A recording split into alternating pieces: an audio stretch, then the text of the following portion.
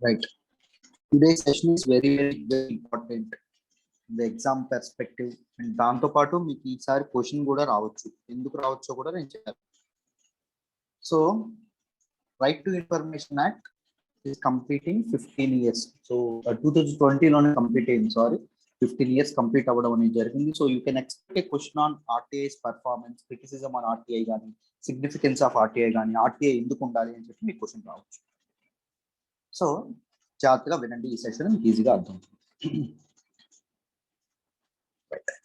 So ఒక్క 1 minute time ఇస్తాను. ఈ తాలూకా టెక్స్ట్ ఏదైతే ఉంటుందో కాన్స్టిట్యూషన్ ఆఫ్ ఇండియా ప్రియాంబుల్ లో ఉండేటటువంటి టెక్స్ట్ ఒకసారి చదవండి.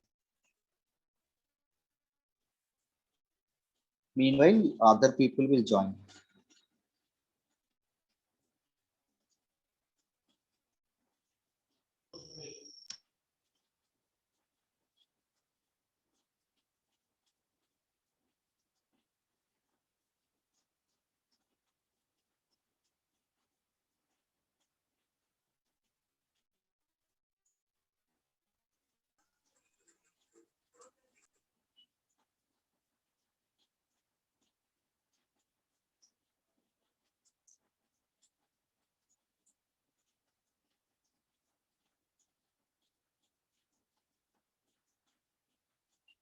So any words with respect to RTI, ఆర్టీఐకి లింక్ చేసుకొని ఏమైనా వర్డ్స్ ఉన్నాయా మీకు ప్రియాంబుల్లో కనిపిస్తా ఉన్నాయా? ఏంటి సార్? ఆర్టీఐకి రిలేటెడ్ గా ఉండేటటువంటి వర్డ్స్ ఏవైనా మీకు ప్రియాంబుల్లో కనిపిస్తా ఉన్నాయా?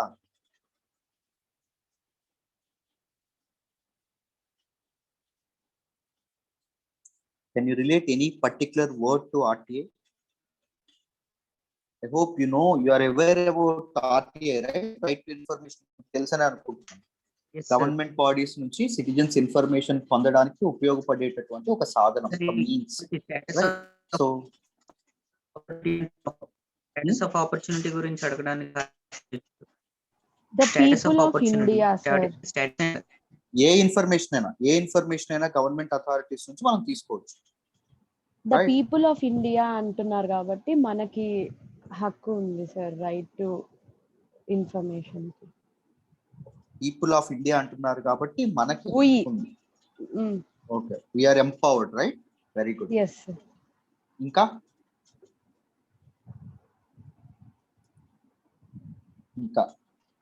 రిపబ్లిక్ కూడా ఏంటమ్మా? సోషల్ లిబర్టీ మీద ఏం వచ్చినా సరే దీని ప్రకారం మన బేసిక్ తీసుకొని దేని గురించి అడగదు sir. Right. So let me explain. మనము మన రాజ్యాంగాన్ని మనం ఎవరికి ఇచ్చుకున్నాం? మనకే ఇచ్చుకున్నాం, రైట్? హియర్ పైన ఎవరిని పెట్టాం? మనం పీపుల్ ని పెట్టడం అనేది జరిగింది. People are the masters, right? పోనీ మనం ఇచ్చుకోకపోయినా డెమోక్రటిక్ నేషన్ మనది అని చెప్పుకున్నాం. ప్రజాస్వామ్యంలో ఎవరండి అధిపతి? ఎవరండి రూలర్? కింగ్ ఎవరు? ప్రజలు, పీపుల్ సెంట్రిక్ గవర్నమెంట్ అనేది డెమోక్రసీలోనే సాధ్యపడుతుంది కదా. నెక్స్ట్ సోషలిస్ట్ అని చెప్పి మనం మాట్లాడుకున్నాం. మన ఇండియాని we claim our India as a socialist nation. Socialist అంటే ఏంటండి? Means of production will be shared by government and all people public. And even the output will be shared by all people. No capitalism ఏదైతే ఉంటుందో industrial revolution టైంలో వచ్చినటువంటి capitalism కి against గా కదా మనకు సోషలిజం అండ్ కమ్యూనిజం వచ్చినాయి, right? So socialism ఏం చెప్తుంది? పెట్టుబడి అందరం కలిపే పెడతాము, వచ్చేటటువంటి డబ్బు, వచ్చేటటువంటి సొమ్ములు ఏవైతే ఉంటాయో అవి కూడా అందరం అనుభవిస్తాం. ఒక్కడే అనుభవించడం ఏంటి? ఓనర్ ఒక్కడే అనుభవించడం తప్పు కదా. So socialist nation, A socialist nation always puts people in first place. ప్రజలు ఎవరైతే ఉంటారో ప్రజల్ని, ఒక్క వ్యక్తిని ఎప్పుడు ముందు పెట్టదు. సోషలిస్ట్ నేషన్, సామ్యవాద దేశం ఇప్పుడు ప్రజలందరికీ కిరీటం పెట్టడం అనేది జరుగుతుంది. అందరికి కలిపి పెద్ద కిరీటం చేయించడం అనేది జరుగుతుంది, రైట్? నెక్స్ట్ చూడండి, Liberty. Liberty of thought, expression, belief, faith, worship. మన రాజ్యాంగం ప్రియాంబుల్ ద్వారా మనకి ఏం చెప్పింది? People should possess the Liberty of expression.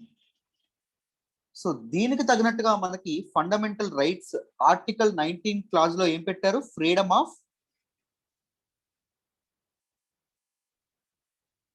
Speech. Audio రావట్లేదండి ఎవరికి?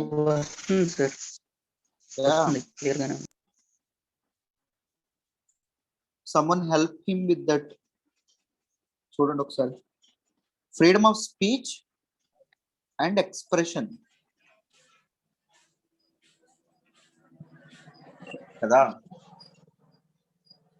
So when you express, either this expression may be positive or negative. Government అద్భుతంగా చేస్తోంది, పని చేస్తుందని నువ్వు పొగడొచ్చు. గవర్నమెంట్ నువ్వు పచ్చి బూతులు తిట్టచ్చు. Right? You can express your dissent too, నీ వ్యతిరేకత కూడా మీరు తెలపొచ్చు. When you can express the dissent, ఒక విషయం మీద మీరు ఎప్పుడు మాట్లాడగలరు.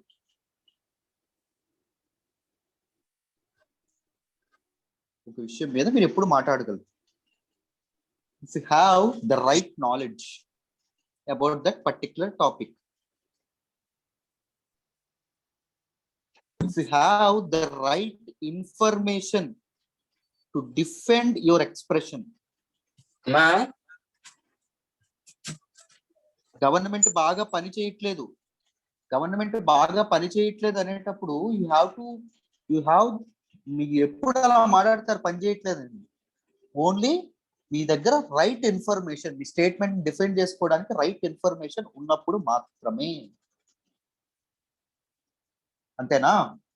So right to information is a integral part of right to expression. Right? There will be times right to information is also an integral part of right to life. ఎలాగో మాట్లాడదాం. మన రాజ్యాంగం article 21 ద్వారా ఫండమెంటల్ రైట్స్ మీరు చదువుకున్నారు కదా. Article 21 ద్వారా right to life and personal Liberty ఏదైతే ఉంటుందో, వ్యక్తిగత స్వేచ్ఛ ఏదైతే ఉంటుందో మనకు కల్పించింది. సో రైట్ టు లైఫ్ లోకి ఇంకొకటి ఏం అభిప్రాయపడింది? Right to life is not just merely taking breath. మనం మామూలుగా ఊపిరి తీసుకోవడం ఒకటే కాదు, అది జంతువు బతుకు చేస్తుంది, మనము చేస్తాము. But what else? Right to live with dignity. గౌరవంగా బతకాలి, ఒక మనిషిలా బతకాలి, హ్యూమన్స్ లా బతకాలి. Right? Animals they don't seek any information, they never care about it. They only eat food, they only live their life. No, they only mate with their partners and they lead their life very happily. Those are animals. But humans are far different from animals. Humans are very superior than animals. Animals అంటే మనుషులు చాలా ఉన్నతమైనటువంటి species అని చెప్పి మనం మాట్లాడుకుంటా ఉంటాం.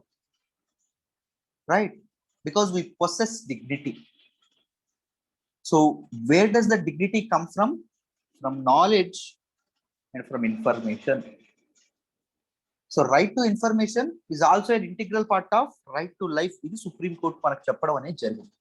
So మన రాజ్యాంగంలో రైట్ టు ఇన్ఫర్మేషన్ అనేది ఫండమెంటల్ రైట్స్ లో ఏర్పాటు చేయకపోయినా మన తాలూకు సుప్రీం కోర్టు ఇంటర్ప్రిట్ చేస్తూ right to freedom of speech and expression ఏదైతే ఉంటుందో, భారత రాజ్యాంగం మనకు కల్పించినటువంటి ఆ రైట్, ఆ హక్కులోకి దీన్ని కూడా చేర్చడం అనేది జరిగింది.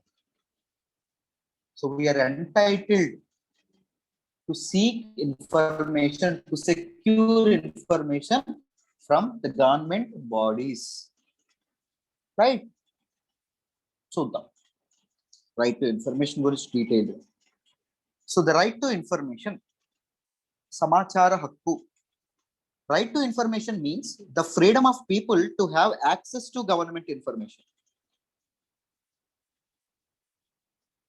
ప్రభుత్వం యొక్క పనితీరు కానీ, ప్రభుత్వం యొక్క పాలసీస్ కానీ, ఫైల్స్ కానీ, డాక్యుమెంట్స్ కానీ, డెసిషన్స్ కానీ, పెర్ఫార్మెన్స్ కానీ, వీటన్నింటి గురించి తెలుసుకునేటటువంటి స్వేచ్ఛ. ఆ స్వేచ్ఛ ఎవరికి ఉందండి? People of India. ఎవరైతే భారత పౌరులు ఎవరైతే ఉంటారో వాళ్ళందరికీ ఉండడం అనేది జరిగింది. It implies that citizens and non-governmental organizations should enjoy a reasonably free access to all files, documents pertaining to government operations, decisions and performance. ప్రభుత్వం యొక్క పనితీరు, ప్రభుత్వం యొక్క విధి విధానాలు, ప్రభుత్వ సిబ్బంది, ప్రభుత్వ కార్యనిర్వహణ, దాంతోపాటు ప్రభుత్వం యొక్క ఫైల్స్, డాక్యుమెంట్స్, వీటన్నింటి గురించి ఇన్ఫర్మేషన్ ఎవరైనా తీసుకోవచ్చు. either citizens or non government organisations ఏవైతే ఉన్నాయో, ఎన్జిఓస్ ఏవైతే ఉన్నాయో అవి కూడా చక్కగా తీసుకోవచ్చు. In other words, it means openness and transparency in the function of government. If I am accountable, ఎవడో ఒకడు నాకు అడుగుతాడు అని నాకుంటే నేను కాస్త ఒళ్ళు జాగ్రత్త పెట్టుకొని పనిచేస్తాను. నన్ను ఎవడు అడుగుతాడు, నేను ఎవరికి సమాధానం చెప్పక్కర్లేదు అని ఉంటే నేను జాగ్రత్తగా పనిచేస్తానమ్మా, పని చేయడం అనేది జరగదు. రైట్?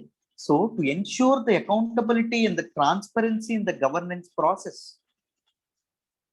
ప్రాసెస్ లో ట్రాన్స్పరెన్సీ అండ్ అకౌంటబిలిటీ అనేది ఎన్ష్యూర్ చేయడానికి మనకి రైట్ టు ఇన్ఫర్మేషన్ ఏదైతే ఉంటుందో రైట్ టు ఇన్ఫర్మేషన్ యాక్ట్ తీసుకురావడం అనేది జరిగింది.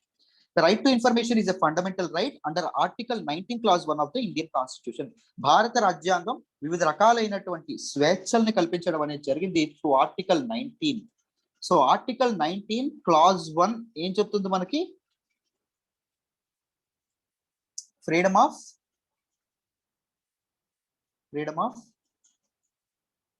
Speech and expression.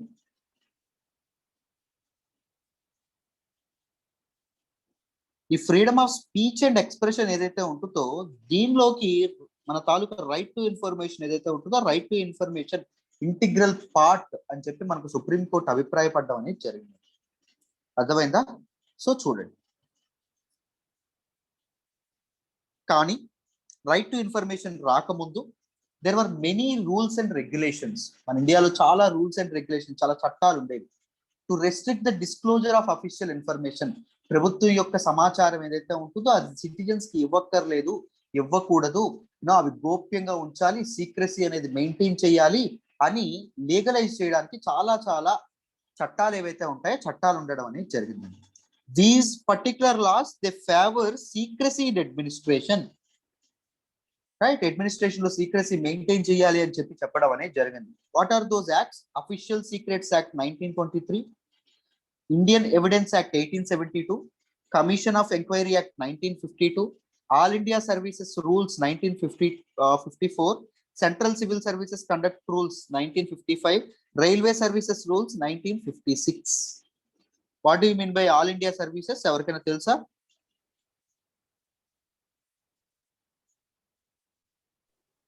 అఖిల భారత. తెలుగులో కాదు. What are those services? UPSC, civil IAS, IPS, ఇంకా ఐఎఫ్ఎస్, ఇంకా 19 ఏమో ఉంటాయి sir. IRS. All India services మూడే ఉంటాయండి. చెప్పండి ఇప్పుడు.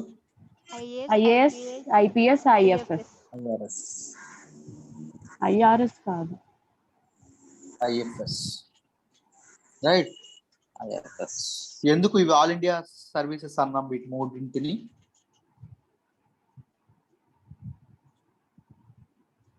They are part of federal structure. So direct గా అది ఏ గవర్నమెంట్ అండర్ లో ఉంటాయి? స్టేట్ గవర్నమెంట్ లో ఉంటాయి. మీరు డిస్ట్రిక్ట్ కలెక్టర్ అయ్యారు అనుకోండి, మీరు ఎవరు అండర్ లో ఉంటారు? State government. కానీ మీ తాలూకా ఇదేదైతే ఉంటుందో మిమ్మల్ని తీసేయడం కానీ, లేకపోతే మీకు ఇంక్రిమెంట్లు కానీ, లేకపోతే మీకు ట్రాన్స్ఫర్లు కానీ, డెప్యుటేషన్లు కానీ, ఇవన్నీ ఎవరి చేతుల్లో ఉంటాయి? యూనియన్, సెంటర్ చేతుల్లో ఉంటాయి. సెంట్రల్ సివిల్ సర్వీసెస్ ఐఆర్ఎస్, లేకపోతే Indian foreign service, right, Indian engineering service, ఇవన్నీ దానిలోకి రావడం అనేది జరుగుతుంది. Right? So these particular acts ఏవైతే ఉన్నాయో they ensure secrecy in the public administration. So they favour secrecy in public administration. So ప్రభుత్వం యొక్క విధి విధానాలు కానీ, ప్రభుత్వం యొక్క పద్ధతులు కానీ, ప్రభుత్వం చేసే పనులు కానీ ఇవన్నీ బయటికి చెప్పక్కర్లా. There is no need to reveal anything అని చెప్పి ఎన్ష్యూర్ చేయడం అనేది జరిగింది. కానీ తర్వాత ఏం జరిగిందో చూడండి. 1976లో 1976లో ఒక కేసు వాదిస్తూ Rajnarayan versus state of Uttar Pradesh case ఏదైతే ఉంటుందో ఈ కేసులో సుప్రీం కోర్టు తన తీర్పు చెప్తూ ఏం చెప్పింది అంటే right to information will be treated as a fundamental right under article 19 అని తన ల్యాండ్ మార్క్ జడ్జిమెంట్ ఏదైతే ఉందో అది ఇవ్వడం అనేది జరిగింది. ఆర్టికల్ 19 ఏదైతే ఉంటుందో అధికరణ 19లోకి మన తాలూకా రైట్ టు ఇన్ఫర్మేషన్ ఏదైతే ఉంటుందో రైట్ టు ఇన్ఫర్మేషన్ అనేది ఒక భాగం అవుతుంది తప్పకుండా. It is a part of article 19 that was guaranteed by our Indian constitution అని చెప్పి సుప్రీం కోర్ట్ చెప్పడం అనేది జరిగింది. The supreme court held that in Indian democracy people are the masters and they have the right to know about the working of the government. So India follows a democratic system of governance. ప్రజాస్వామ్యబద్ధమైనటువంటి దేశం. ప్రజాస్వామ్యంలో ఎవరి చేతుల్లో ఉంటుందండి? కొరడా ప్రజల చేతుల్లో ఉంటుంది. The whip will be in the hands of people, right? So people are the masters and they have the right to know about the working of the government. ప్రభుత్వం ఎలా పనిచేస్తుందో తెలుసుకునేటటువంటి హక్కు ప్రజలకి ఉంది అని చెప్పి మన తాలూకా ఇదేదైతే ఉందో సుప్రీంకోర్టు ఏదైతే ఉందో సుప్రీంకోర్టు అభిప్రాయపడడం అనేది జరిగింది. సో సుప్రీంకోర్టు చెప్పిన తర్వాత అయినా గవర్నమెంట్ ఏమైనా చట్టం తీసుకొచ్చిందా అంటే చట్టం అనేది తీసుకురాలేదండి. తర్వాత వరల్డ్ బ్యాంక్ ఏదైతే ఉందో వరల్డ్ బ్యాంక్ 1992లో ఒక రిపోర్ట్ అనేది ఇవ్వడం అనేది జరిగింది. So it released a document entitled governance and development అనేటటువంటి ఒక డాక్యుమెంట్ ఇవ్వడం అనేది జరిగింది. సో గవర్నెన్స్ లో పరిపాలన సక్రమంగా జరగడంలో వివిధ రకాలైనటువంటి ఆస్పెక్ట్స్ ఉంటాయి. They play a very important role in good governance లో చాలా ఇంపార్టెంట్ రోల్ ప్లే చేస్తుంది. అదేంటి అంటే ట్రాన్స్పరెన్సీ అండ్ ఇన్ఫర్మేషన్. ఏం జరుగుతుందో బయటికి రివీల్ అవ్వాలి. ట్రాన్స్పరెంట్ ఒక మీడియం ఉండాలి. ప్రతి ఒక్కరూ కళ్ళతో చూడాలి ప్రభుత్వం ఎలా వర్క్ చేస్తుంది, ఏం చేస్తుంది, ఏ నిర్ణయం ఎందుకు తీసుకుంటుందో ప్రజలకు తెలియాలి. So if we ensure this transparency and right to information, then the governance will become a wonderful governance, a marvelous governance, a very good governance, right? So World Bank 1992లో ఈ విషయం చెప్పడం అనేది జరిగింది. Does the government enacted the Right to Information Act in 2005, which provides machinery for exercising this fundamental right? So world bank చెప్పింది, supreme court చెప్పింది, ఇంకా ప్రజలు civil societies ఏవైతే ఉన్నాయో ఎన్జిఓస్ ఎవరైతే ఉన్నారో వీళ్ళందరి నుంచి రిక్వెస్ట్ అనేవి వచ్చి పడుతూ ఉన్నాయి. సో గవర్నమెంట్ ఏం చేసింది? రైట్ టు ఇన్ఫర్మేషన్ యాక్ట్ 2005లో రైట్ టు ఇన్ఫర్మేషన్ సమాచార హక్కు చట్టం ఏదైతే ఉంటుందో దాన్ని ఎనాక్ట్ చేయడం అనేది జరిగింది. అర్థమైందా? ఎందుకు? సుప్రీం కోర్ట్ చెప్పినప్పుడు ఆర్టికల్ 19 clause 1లో ఉండేటటువంటి right to expression, right to freedom of speech and expression ఏదైతే ఉంటుందో దానిలో ఇంటిగ్రల్ పార్ట్ అయినటువంటిది, అంతర్భాగంగా ఉన్నటువంటిది రైట్ టు ఇన్ఫర్మేషన్ కి ఒక రూపాన్ని ఇవ్వడం కోసం, రైట్ టు ఇన్ఫర్మేషన్ ని లీగలైజ్ చేయడం కోసం, స్ట్రెంథెన్ చేయడం కోసం ప్రభుత్వం అనేది ఈ చట్టం ఏదైతే ఉంటుందో ఈ చట్టాన్ని తీసుకురావడం అనేది జరిగింది. Right to information act. I hope మీ అందరికి రైట్ టు ఇన్ఫర్మేషన్ యాక్ట్ తాలూకా బ్యాక్గ్రౌండ్ అర్థమైందని అనుకుంటున్నాను. రైట్, ఇక్కడ వరకు. Let us understand what are some objectives, what are the provisions, what are the salient features of this act and what is the significance of this act అనేది తెలుసుకుందాం. జాగ్రత్తగా వినండి. The Right to Information Act of 2005 చూడండి. The act is one of the most important acts which empowers ordinary citizens to question the government and its working. ప్రభుత్వాన్ని, ప్రభుత్వం యొక్క పరిపాలనా తీరుని, ప్రభుత్వం యొక్క విధి విధానాలు ఏవైతే ఉంటాయో వాటిని ప్రశ్నించడానికి ప్రజలకు ఉండేటటువంటి ఒక సాధనం ఏంటి అంటే, ప్రజలకు ఉండేటటువంటి ఒక విప్ ఏంటి అంటే మన తాలూకా రైట్ టు ఇన్ఫర్మేషన్ యాక్ట్ ఏదైతే ఉంటుందో right to information act of 2005. This has been widely used by citizens and media to uncover corruption, progress in government work, expenses related information. So corruption ఏదైతే ఉంటుందో, అవినీతి ఏదైతే ఉంటుందో, ప్రభుత్వంలో జరిగేటటువంటి అవినీతిని బయట పెట్టడానికి కానీ, లేకపోతే మన తాలూకా గవర్నమెంట్ వర్క్ ఏదైతే ఉంటుందో, హౌ గవర్నెన్స్ ఈజ్ ప్రభుత్వం అనేది ఎలా వర్క్ అవుతుందని చెప్పడానికి కానీ, దాంతోపాటు ఎక్స్పెన్సెస్ ఎలా జరుగుతున్నాయి, సో దేనికి ఎంత ఖర్చు అవుతుంది, ఎవరి జేబుల్లోకి ఎంత వెళ్తా ఉన్నాయి, సో వీటన్నింటిని మీడియా కానీ సిటిజన్స్ కానీ తెలుసుకోవడానికి ఇది ఒక మంచి సాధనం లాగా, మంచి దీనిలాగా ఉండడం అనేది, మీడియం లాగా right to information act of 2005 అనేది వర్క్ చేయడం అనేది జరుగుతుంది. సో ఎవరండి మరి మన తాలూకా ఇన్ఫర్మేషన్ అనేది ఎవరు ప్రొవైడ్ చేయాలి, మనం ఎక్కడి నుంచి ఇన్ఫర్మేషన్ తీసుకోవచ్చు? Being a citizen of India, you can seek information from authorities, agencies owned and controlled. Also, these organizations which are substantially financed by the government comes under the purview of this act. So, government authorities, government agencies, government owned authorities, government controlled authorities ఏవైతే ఉన్నాయో ప్రతి ఒక్క దగ్గర నుంచి మనం ఏం తీసుకోవచ్చు? Information అనేది తీసుకోవచ్చు, రైట్? సో ఏవైతే ఆర్గనైజేషన్స్ గవర్నమెంట్ నుంచి ఫినాన్స్ చేయబడుతుందో, those who are substantially financed by the government, అక్కడ నుంచి కూడా మనం ఈ ఇన్ఫర్మేషన్ ఏదైతే ఉంటుందో ఈ ఇన్ఫర్మేషన్ అనేది తీసుకోవచ్చు, right? We can seek and we can secure the information from these organisations. The act also mandates public authorities of union government or state government to provide timely response to the citizens request for information. So ఇదేం mandate చేస్తుంది? State government under లో ఉండేటటువంటి public authorities కానీ, government authorities కానీ, central government లో ఉండేటటువంటి public authorities కానీ, public authorities, government authorities కానీ సిటిజన్స్ యొక్క ఇన్ఫర్మేషన్, సిటిజన్స్ ఏదైతే ఇన్ఫర్మేషన్ కోరుకుంటున్నారో వాళ్ళ తాలూకా రిక్వెస్ట్ ఏదైతే ఉంటుందో దానికి with in the time limit, so మీరు ఇన్ఫర్మేషన్ అనేది టైమ్లీ రెస్పాన్స్ అనేది ఇవ్వాలి. సో ఇప్పుడు అడిగాడు కదా, సో ఎప్పుడో సంవత్సరం తర్వాత ఇద్దాం, ఏమో ఈలోపు మీరు ఆ ఇన్ఫర్మేషన్ ప్రొవైడ్ చేయకపోవడం వల్ల వ్యక్తి తాలూకా ఒక వ్యక్తి చనిపోవచ్చేమో, right? If there are grave situations ఉండొచ్చేమో, right? So if suppose corona ఉంది, రైట్? కరోనాకి ఇప్పుడు ముసలి వాళ్ళు ఎవరైనా కరోనా బారిన పడ్డారు, ఊపిరి తీసుకోలేకపోతా ఉన్నారు. సో గవర్నమెంట్ హాస్పిటల్స్ ఒక్కడే ఉన్నాయి, ప్రైవేట్ హాస్పిటల్స్ లో ట్రీట్మెంట్ జరగట్లేదు. గవర్నమెంట్ హాస్పిటల్స్ లో వెంటిలేటర్స్ ఫుల్ అయినాయా, బెడ్లు ఉన్నాయా అనేటటువంటి విషయం మీరు తెలుసుకోవాలనుకుంటున్నారు. One of your family members very sick. So information మీరు సీక్ చేశారు త్రూ ఆర్టీఐ, బట్ మన తాలూకా ఇదేదైతే ఉందో, మన తాలూకా హాస్పిటల్ ఏదైతే ఉంటుందో హాస్పిటల్ ఏం చెప్తుంది? హాస్పిటల్ ఒకవేళ ఒక ఐ మీన్ ఒక 2 నెలల్లో 3 నెలల తర్వాత చెప్తాం అందనుకోండి, ఆ వ్యక్తి లోపు ఏమవుతారు? చనిపోతారు. Those are grave situations, right? అలాంటి టైంలు కూడా ఉంటాయి. So timely response is mandatory. అర్థమైందా? Right. The act also imposes penalties if the authorities delay in responding to the citizens in the stipulated time.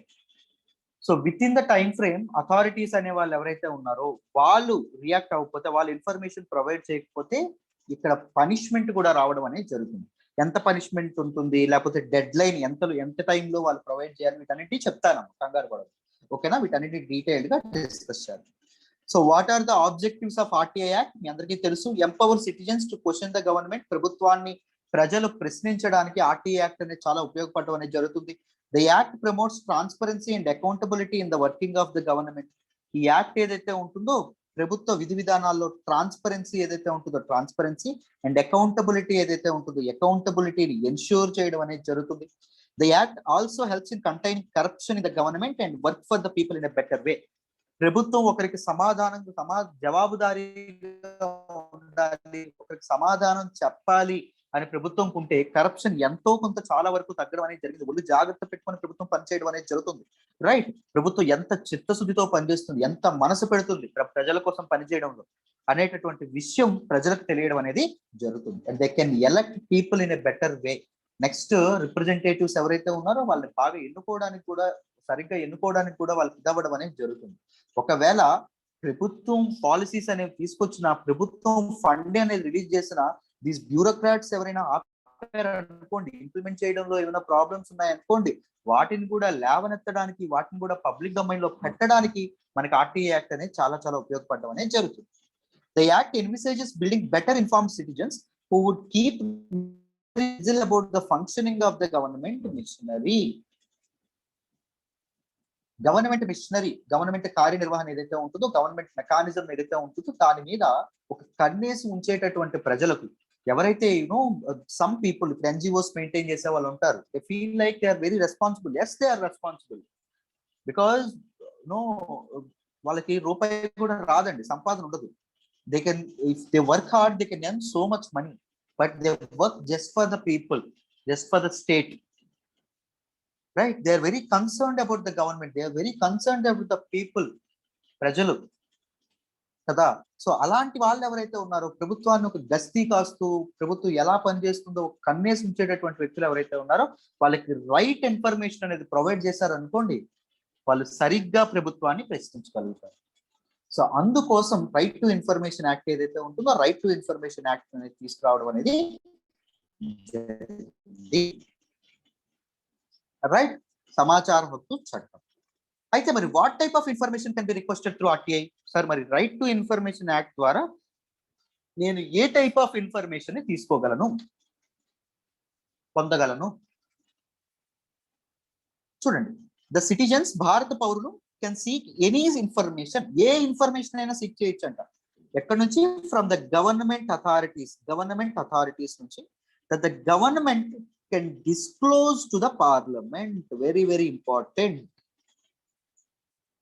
ప్రభుత్వం పార్లమెంట్ కి ఏదైతే చెప్పగలదో, ఏదైతే పార్లమెంట్ కి అకౌంటబుల్ గా ఉంటుందో, simple. Let me come to the polity part. చూడండి, we have 3 bodies, government bodies 3 చెప్పండి ఏంటో. Executive, legislature,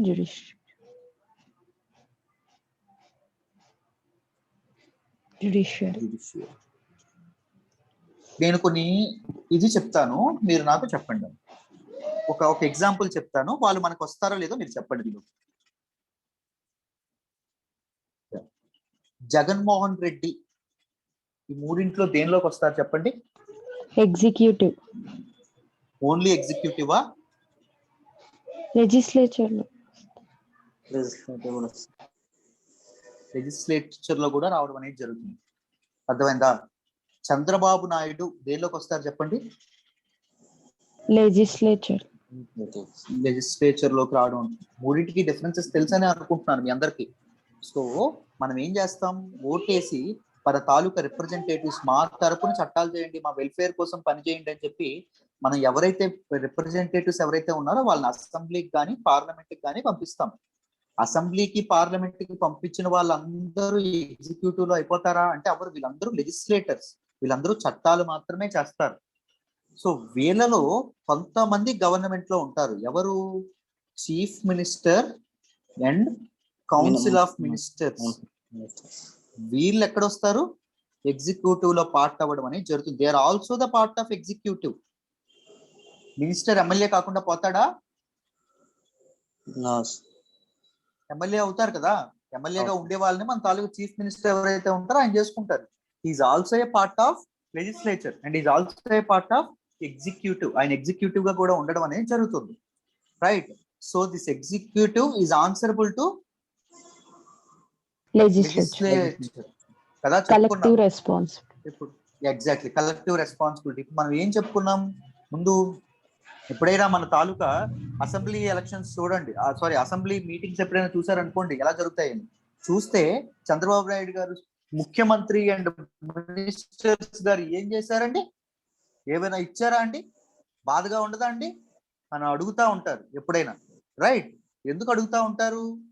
because is a part of legislature and the executive like Jaganmohan Reddy garu and his ministers, council of ministers, they are responsible to legislature.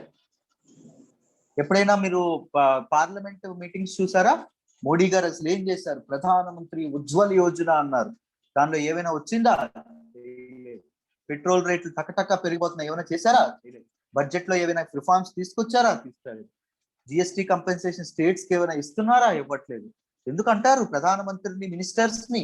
Because they are accountable. అర్థమైందా? So మన తాలూకా ప్రభుత్వం అనేది ఏదైతే ఉంటుందో it is accountable to parliament. Parliament కి accountable కదా, legislature కి. సో పార్లమెంట్ దగ్గర నువ్వు ఏవైతే రివీల్ చేయగలవో ప్రతిదీ ప్రజలకు కూడా రివీల్ చేయాలి. ఎందుకు? పార్లమెంట్ కి అక్కడ వరకు వాళ్ళని పంపించింది ఎవరండి? పీపుల్, ప్రజలు. వాళ్ళందరికీ అక్కడ జీతాలు ఇస్తుంది ఎవరు? పీపుల్. We're paying taxes. వాళ్ళందరికీ అక్కడ ఎక్స్ట్రా ప్రొవిజన్స్ అనేవి ఇస్తుంది ఎవరి వల్ల? People. So in a democratic nation people have the collective crown. అందరికి కలిపి కిరీటం ఉంటుంది. People are the masters, right? అందుకే నేను చెప్పాను, ఇఫ్ యూ వాంట్ పవర్, మీరు పవర్ కోసం యూపీఎస్సీలోకి వెళ్ళాలి అనుకుంటే you are not fit for this position. There is no way, because you are not in the colonial times. Colonial times లో ఉండేటటువంటి సివిల్ సర్వీసెస్ వేరు, వాళ్ళకి పవర్ ఉండేది. You are just servants of the people. Who are the masters? People are the masters, right? నేను చెప్పాను అందుకోసం, right? చూడండి, some information that can affect the sovereignty and integrity of India is exempted from the purview of RTI. So right to information act ఏదైతే ఉంటుందో దీనిలో India యొక్క sovereignty and ఇంటిగ్రిటీకి సంబంధించినటువంటి information ని ఒకవేళ ఆ ఇన్ఫర్మేషన్ అనేది రివీల్ చేస్తే ఇండియా యొక్క సావరెంటీకి ఇంటిగ్రిటీకి భంగం కలుగుతుంది అనేటటువంటి సెన్సిటివ్ ఇన్ఫర్మేషన్ ని government can deny. It will not come under the purview of RTI.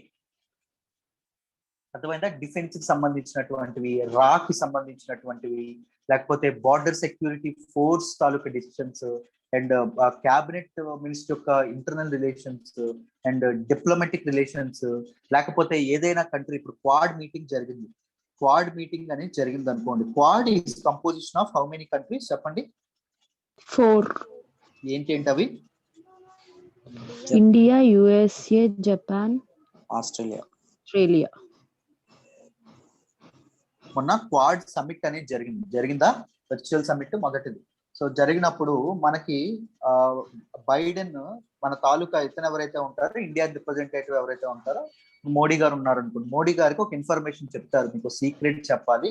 So నేను చైనా మీద ఎంత హార్డ్ గా వెళ్ళాలనుకుంటున్నాను, చైనా మీద నేను ట్యాక్స్ శాంక్షన్స్ పెంచాలనుకుంటున్నాను, బట్ ఎవరికి త్వరగా రివీల్ చేయొద్దు, వి డిడ్ంట్ కన్ఫర్మ్ దట్ అని చెప్పి ఉందనుకోండి.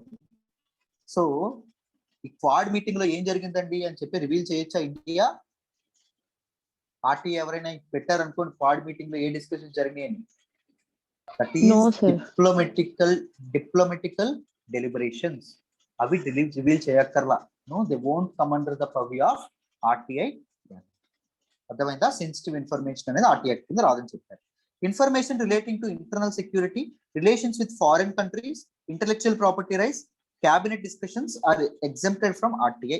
సో క్యాబినెట్ డిస్కషన్స్ ఏవైతే ఉన్నాయో అవి, ఇంటర్నల్ సెక్యూరిటీ ఏదైతే ఉంటుందో దానికి సంబంధించింది, the sensitive information. Relations with foreign countries, foreign countries లో మన తాలూకు ఫారిన్ పాలసీ ఎలా ఉండబోతుంది ఏంటి, అండ్ దాంతో పాటు ఇంటెలెక్చువల్ ప్రాపర్టీ రైట్స్ ఏవైతే ఉన్నాయో వాటిని కానీ, there is no need to reveal them. They won't come under the purview of RTI. RTI కింద అవి రావండి. We can't, మనం వాటి నుంచి ఇన్ఫర్మేషన్ అనేది తీసుకోలేము. అర్థమైందా?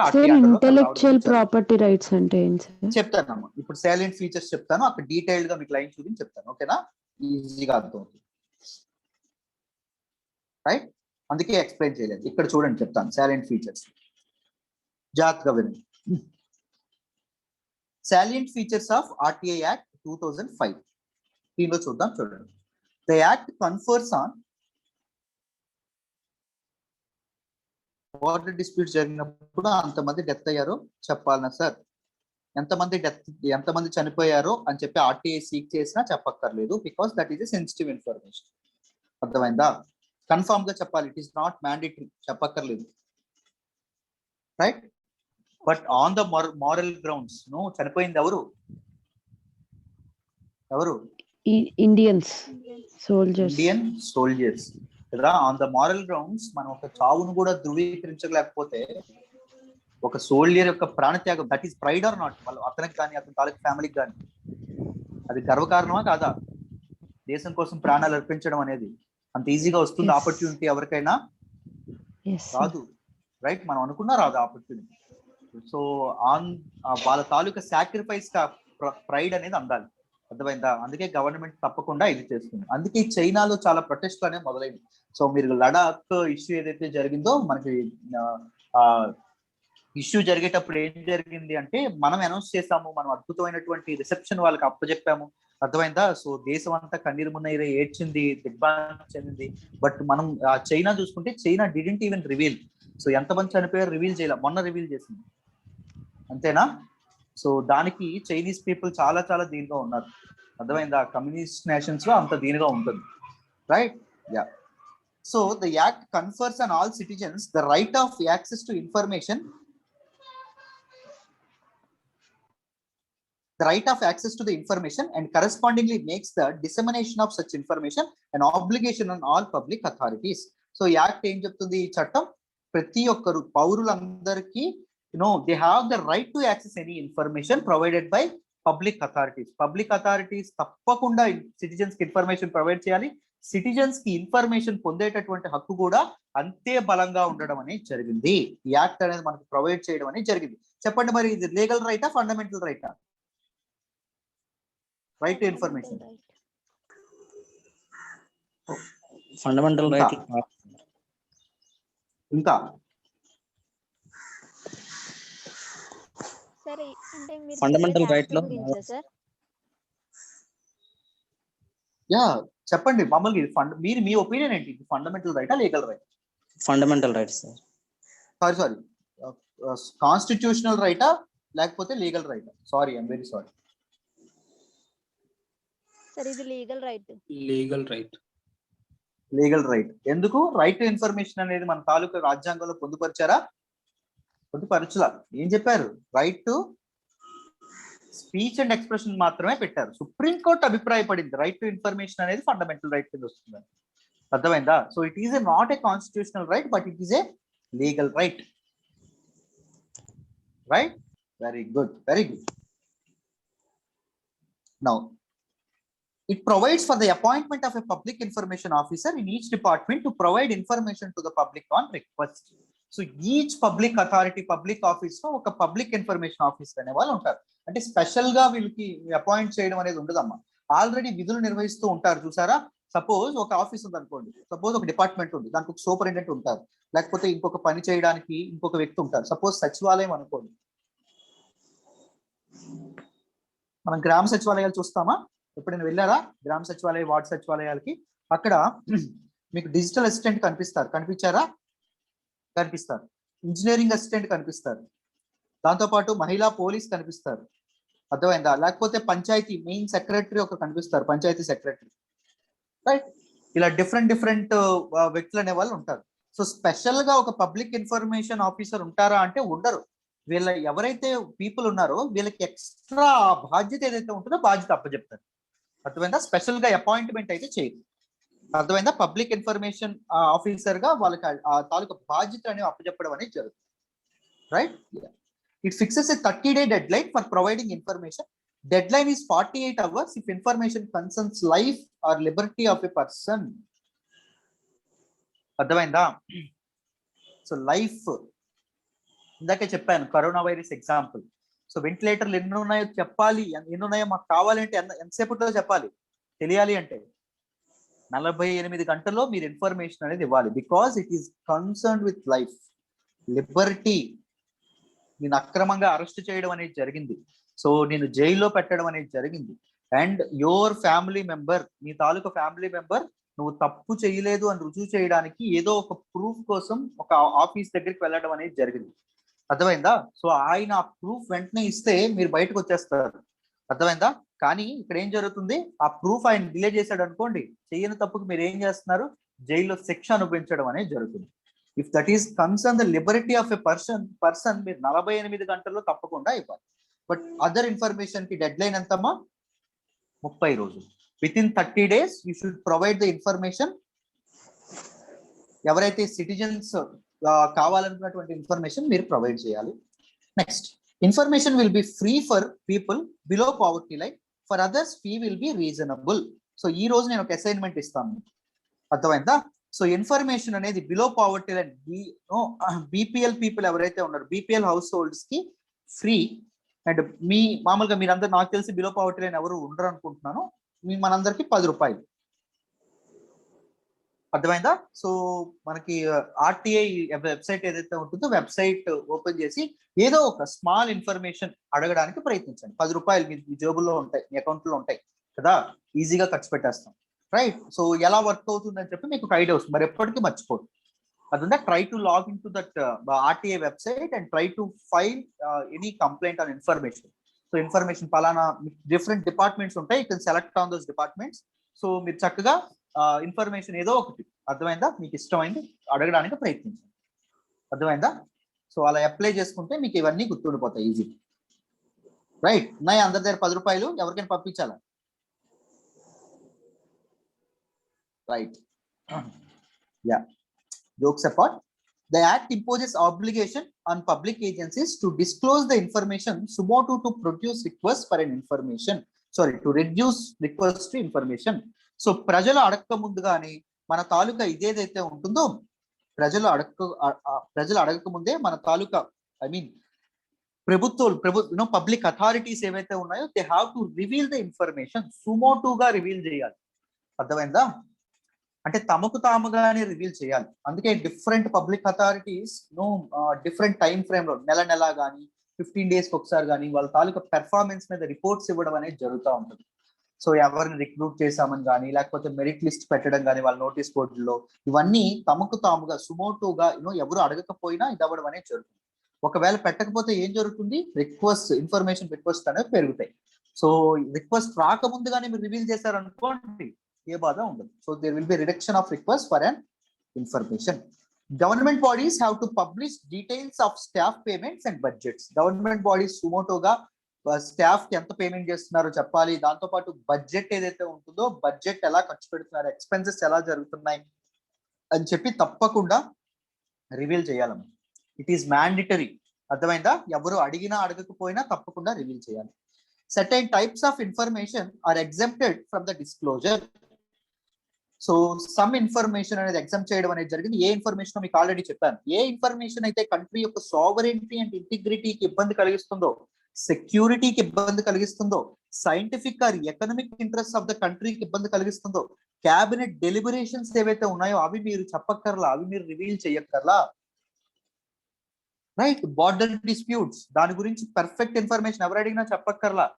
ఒకవేళ దాన్ని రివీల్ చేయడం వల్ల sovereignty and integrity of the national కలుగుతుంది అనుకోండి, చెప్పక్కర్లా. సెక్యూరిటీ ఇబ్బంది కలుగుతుంది అనుకోండి, చెప్పక్కర్లా. సైంటిఫిక్ దీనికోసం ఇబ్బంది కలుగుతుంది అనుకోండి, చెప్పక్కర్లా. అండ్ మన తాలూకా క్యాబినెట్ డెలిబరేషన్స్ ఏవైతే ఉన్నాయో చెప్పక్కర్లా. And diplomatic relations, foreign countries తో రిలేషన్స్ బయట పెట్టక్కర్లా. They will not come under the purview of RTI. RTI కిందకి రాదు. దాంతో పాటు ఇంకొక ప్రొవిజన్ ఉందండి. ఏ ఇన్ఫర్మేషన్ అయితే రిసోర్సెస్ యొక్క టైం ఎక్కువ తీసుకుంటుందో, సపోజ్ నేను ఏలూరు ప్రభుత్వ ఆసుపత్రి దగ్గరికి వెళ్ళి, because I live in Eluru కాబట్టి, సో మొత్తం వెంటిలేటర్స్ ఎన్ని ఉన్నాయి మీ హాస్పిటల్లో అని అడిగాను. And they will come up with their answer. వాళ్ళ ఆన్సర్తో వస్తారు.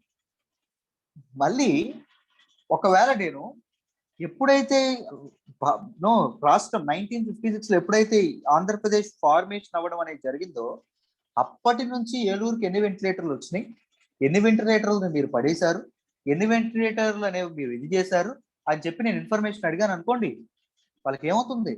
చాలా ఇబ్బంది తలెత్తడం అనేది జరుగుతుంది. సపోజ్ ఒక మినిస్ట్రీ ఆఫ్ రోడ్స్ దగ్గరికి వెళ్ళి, ఈ సంవత్సరంలో మీరు రోడ్ల మీద ఎంత ఖర్చు పెట్టారో చెప్పంటే చెప్తారు.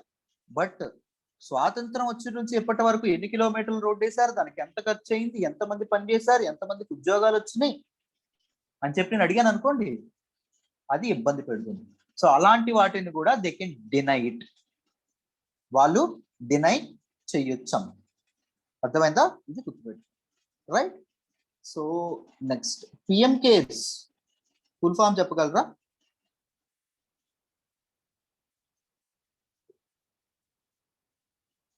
ఎందుకు పెట్టారు పిఎం కేర్స్ ని?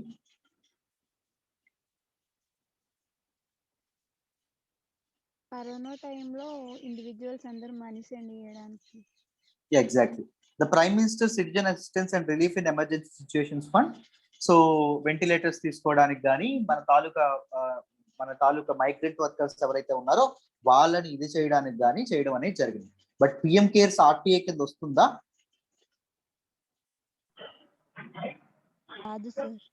It is not a public authority. Right. Government అనేది దీనికి ఇది చేయట్లేదు. రాదా మరి? రావాలి కదా సార్, ప్రైమ్ మినిస్టర్ అయినా అందరికి ఆన్సరబుల్ కాబట్టి రావాల్సిందే. ఓకే, ఆన్సరబుల్ కాబట్టి రావాల్సిందే. సార్ ఎందుకు కానీ రావు? దాని ప్రైవేట్ సోర్సెస్ నుండి వస్తుంది కదా సార్ ఫండ్. ప్రైవేట్ సోర్సెస్ నుంచి వస్తుందా? రైట్. ప్రైవేట్ సోర్సెస్ నుంచి నీకు ఫండ్ వస్తున్నప్పుడు let's only name it as cares. Why you included prime minister? So prime name minister చెప్పకుండా is a total constitutional amount. Body, right? Prime minister is a constitutional body, అవునా కాదా? Right. దాంతో పాటు ప్రజలు ఎందుకు ఇచ్చారు డబ్బు?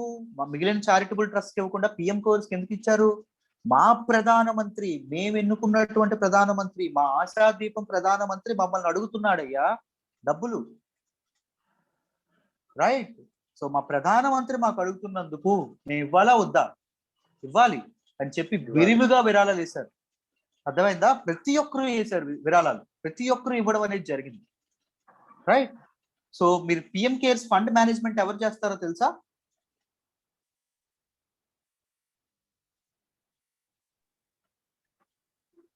No idea. ఎవరైనా చెప్పగలరా ఫండ్ మేనేజ్మెంట్?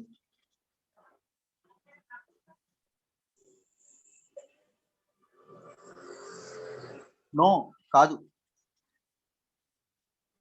మనకి ఫండ్ మేనేజ్మెంట్ చైర్మన్ గా ఎవరు ఉంటారంటే నరేంద్ర మోడీ ఉండడం అనేది జరుగుతుంది. నరేంద్ర మోడీ గారు మన ప్రైమ్ మినిస్టర్. అండ్ ఈ మెంబర్స్ గా, దీనిలో మెంబర్స్ గా ఎవరు ఉంటారంటే పిఎం కేర్స్ ఫండ్ దీనిలో మెంబర్స్ గా అమిత్ షా మన హోమ్ మినిస్టర్, నిర్మలా సీతారామన్ మన ఫినాన్స్ మినిస్టర్, రాజ్నాథ్ సింగ్ మన డిఫెన్స్ మినిస్టర్ ఉండడం అనేది జరుగుతుంది. అర్థమైందా? If it is a private fund, why these constitutional bodies ఏవైతే వీళ్ళు ఎవరైతే ఉన్నారో, మినిస్టర్స్ ఎవరైతే ఉన్నారో ఎందుకు హెడ్స్ గా ఉన్నారు దానికి, రైట్? ఎందుకు దానికి దీనిగా ఉండడం అనేది జరిగింది? ఇట్ షుడ్ కమ్ అండర్ ఆర్టీఐఎం. ఆర్టీఐ కింద తప్పకుండా రావాలి. ప్రజలు విరాళాలు ఇచ్చినటువంటి, మీరు ప్రైమ్ మినిస్టర్ అని పేరు పెట్టారు, మా ప్రధానమంత్రి అడగడం వల్లే మేము ఇచ్చాము, లేకపోతే మీరు అదర్ ఎన్జిఓస్కి ఇవ్వకుండా మేము మీకే ఎందుకు ఇచ్చాము?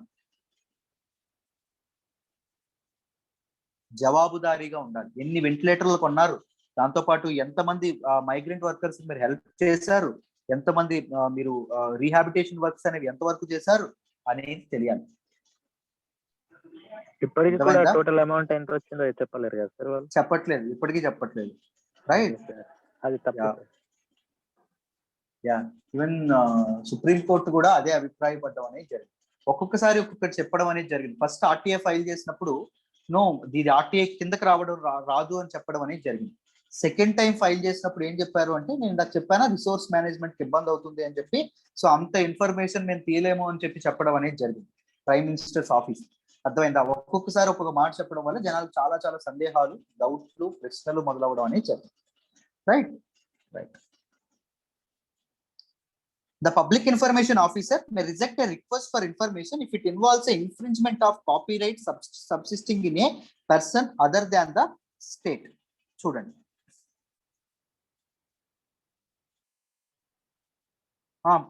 పిఎంఎన్ఆర్ఎఫ్ ఏంటండి? ప్రధానమంత్రి నేషనల్ రిలీఫ్ ఫండ్. సో అది అది ఆర్టీఐ కింద తప్పకుండా వస్తుంది, దానిలో తప్పకుండా మీరు ఇది అవ్వాలి, రైట్?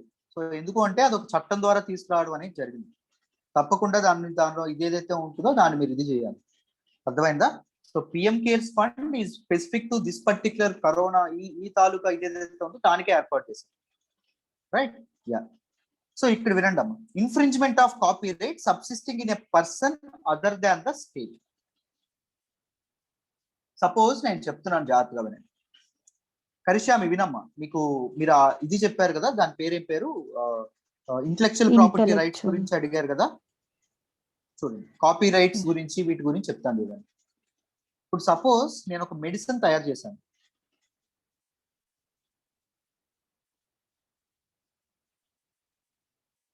ఈ మెడిసిన్ అనేది పలానా పీపుల్ ఎవరైతే పలానా రోగంతో బాధపడుతున్నటువంటి పీపుల్ కి చాలా హెల్ప్ అవుతుంది. That is know the copy right అనేది, ఆ పేటెంట్ హక్కులు ఏవైతే ఉన్నాయో నా దగ్గర ఉన్నాయి. అర్థమైందా? So that is my intellectual property. కానీ ప్రభుత్వం అయితే ఫండింగ్ ఇస్తుంది, ఫండింగ్ వస్తుంది, ఎక్కువ మంది ప్రజలకు వెళ్తుంది. నాకు చాలా దయగలమైనటువంటి హృదయం కాబట్టి నేను ప్రభుత్వానికి అప్పచెప్పాను ఆ తాలూకు ప్రాజెక్ట్ ఏదైతే ఉంటుందో ప్రాజెక్ట్. సో ప్రభుత్వం మ్యానుఫ్యాక్చర్ చేస్తా ఉంది నా మెడిసిన్. సపోజ్ ఎవరైనా వచ్చి ఆ మెడిసిన్ అనేది ఎలా తయారు చేస్తారు మాకు ఇన్ఫర్మేషన్ చెప్పండి అని ఆర్టీఐ వేశారు అనుకోండి, ప్రభుత్వం ఇచ్చేయచ్చా? ఇవ్వకూడదు. సార్ ఎవరి ఇంటలెక్చువల్ ప్రాపర్టీ అది, దాని మీద ఎవరికి హక్కులు ఉన్నాయి? నాకున్నాయి. రైట్, అర్థమైందమ్మా ఇంటలెక్చువల్ ప్రాపర్టీ గురించి? సపోజ్ ఐ మేడ్ నేను ఒక ఇన్స్ట్రుమెంట్, ఒక వీల్ చైర్ అనేది తయారు చేశాను. ఈ వీల్ చైర్ ఏంటంటే మామూలుగా మనకి వీల్ చైర్ మీద ఉండే వాళ్ళు కూడా నిలబడడానికి సహాయపడుతున్నారు. అర్థమైందా? సో చాలా మంది పీపుల్ ఎవరైతే మామూలుగా డిజబిలిటీస్ తో బాధపడుతున్నటువంటి వ్యక్తులు ఎవరైతే ఉంటారో వాళ్ళకి ఉపయోగపడుతుందని చెప్పి నేను గవర్నమెంట్ ఇచ్చాను, ప్రభుత్వాన్ని. సో ఇది ఎలా మ్యానుఫ్యాక్చర్ చేయాలి అనేటటువంటి విషయాన్ని ప్రభుత్వం వాళ్ళకి చెప్పేయచ్చు, ఆర్టీఐ ద్వారా చెప్పకూడదు. That is my intellectual property. అర్థమైందా? That is my copyright. Suppose ఇంకొకటి, గవర్నమెంట్ వెబ్సైట్ ఒకటి ఉంది, వెబ్సైట్ డిజైనింగ్ నేను చేశాను. సో నేను డిజైన్ చేసినందుకు దీని తాలూకా కాపీ రైట్స్ ఎవరి దగ్గర ఉంటాయి? నా దగ్గర ఉంటాయి. కాపీ రైట్స్ ఎవరి దగ్గర ఉంటాయి? నా దగ్గర ఉంటాయి. బట్ ఈ డిజైన్ అనేది ఎలా చేశారు? Let me know the code. Code చెప్పండి అన్నారు అనుకోండి, గవర్నమెంట్ ఇచ్చేయచ్చా? ఇవ్వకూడదు. Because that is my intellectual property. Right. So ఇవి కూడా గవర్నమెంట్ అనేది not under the purview of RTI కింద కాదు. Restrictions are made for third party information. Third party information restrictions ఉన్నాయి. The submission of third party is to be considered while taking a decision about the disclosure of information. చూడండి, simple. Suppose government project ఏదైతే ఉంటుందో Adani group తీసుకుంది అనుకోండి. Adani group is a third party.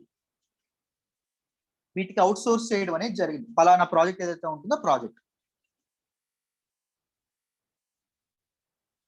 PMNRF comes under the RTA అండి. ఆర్టీఐలో తప్పకుండా వస్తుంది. Right. Adani group ఏదైతే ఉంటుందో, అదానీ గ్రూప్ నేను మొన్న హిందూ అనాలిసిస్ లో చెప్పాను, అందుకోసమే చెప్తున్నాను. రైట్.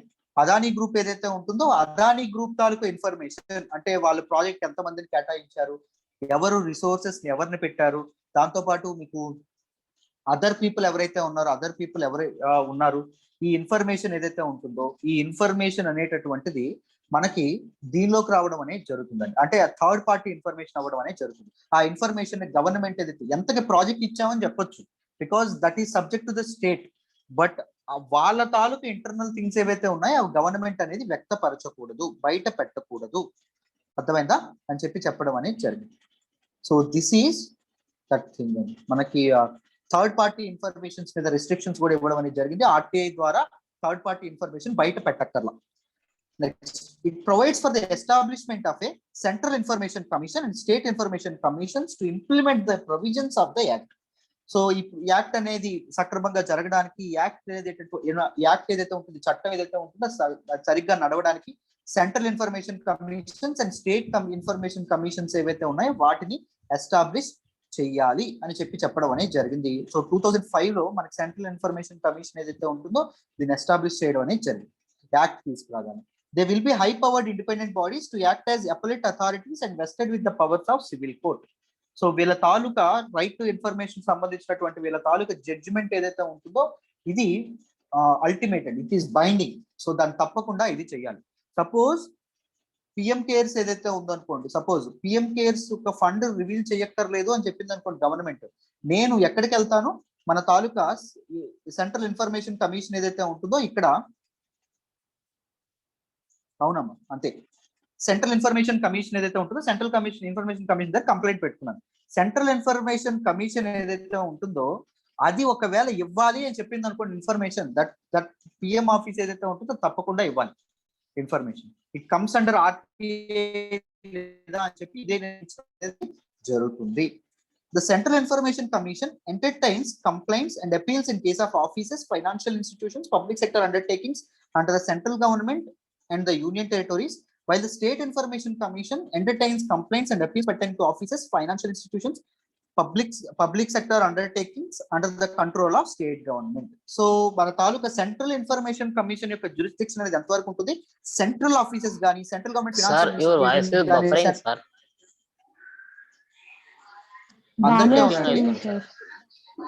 బానే వస్తుంది సార్ నాకు. ప్రశాంత్ మీ ఇంటర్నెట్ ఒకసారి చూసుకోండి, బానే వస్తుందంట అందరికి. Okay sir.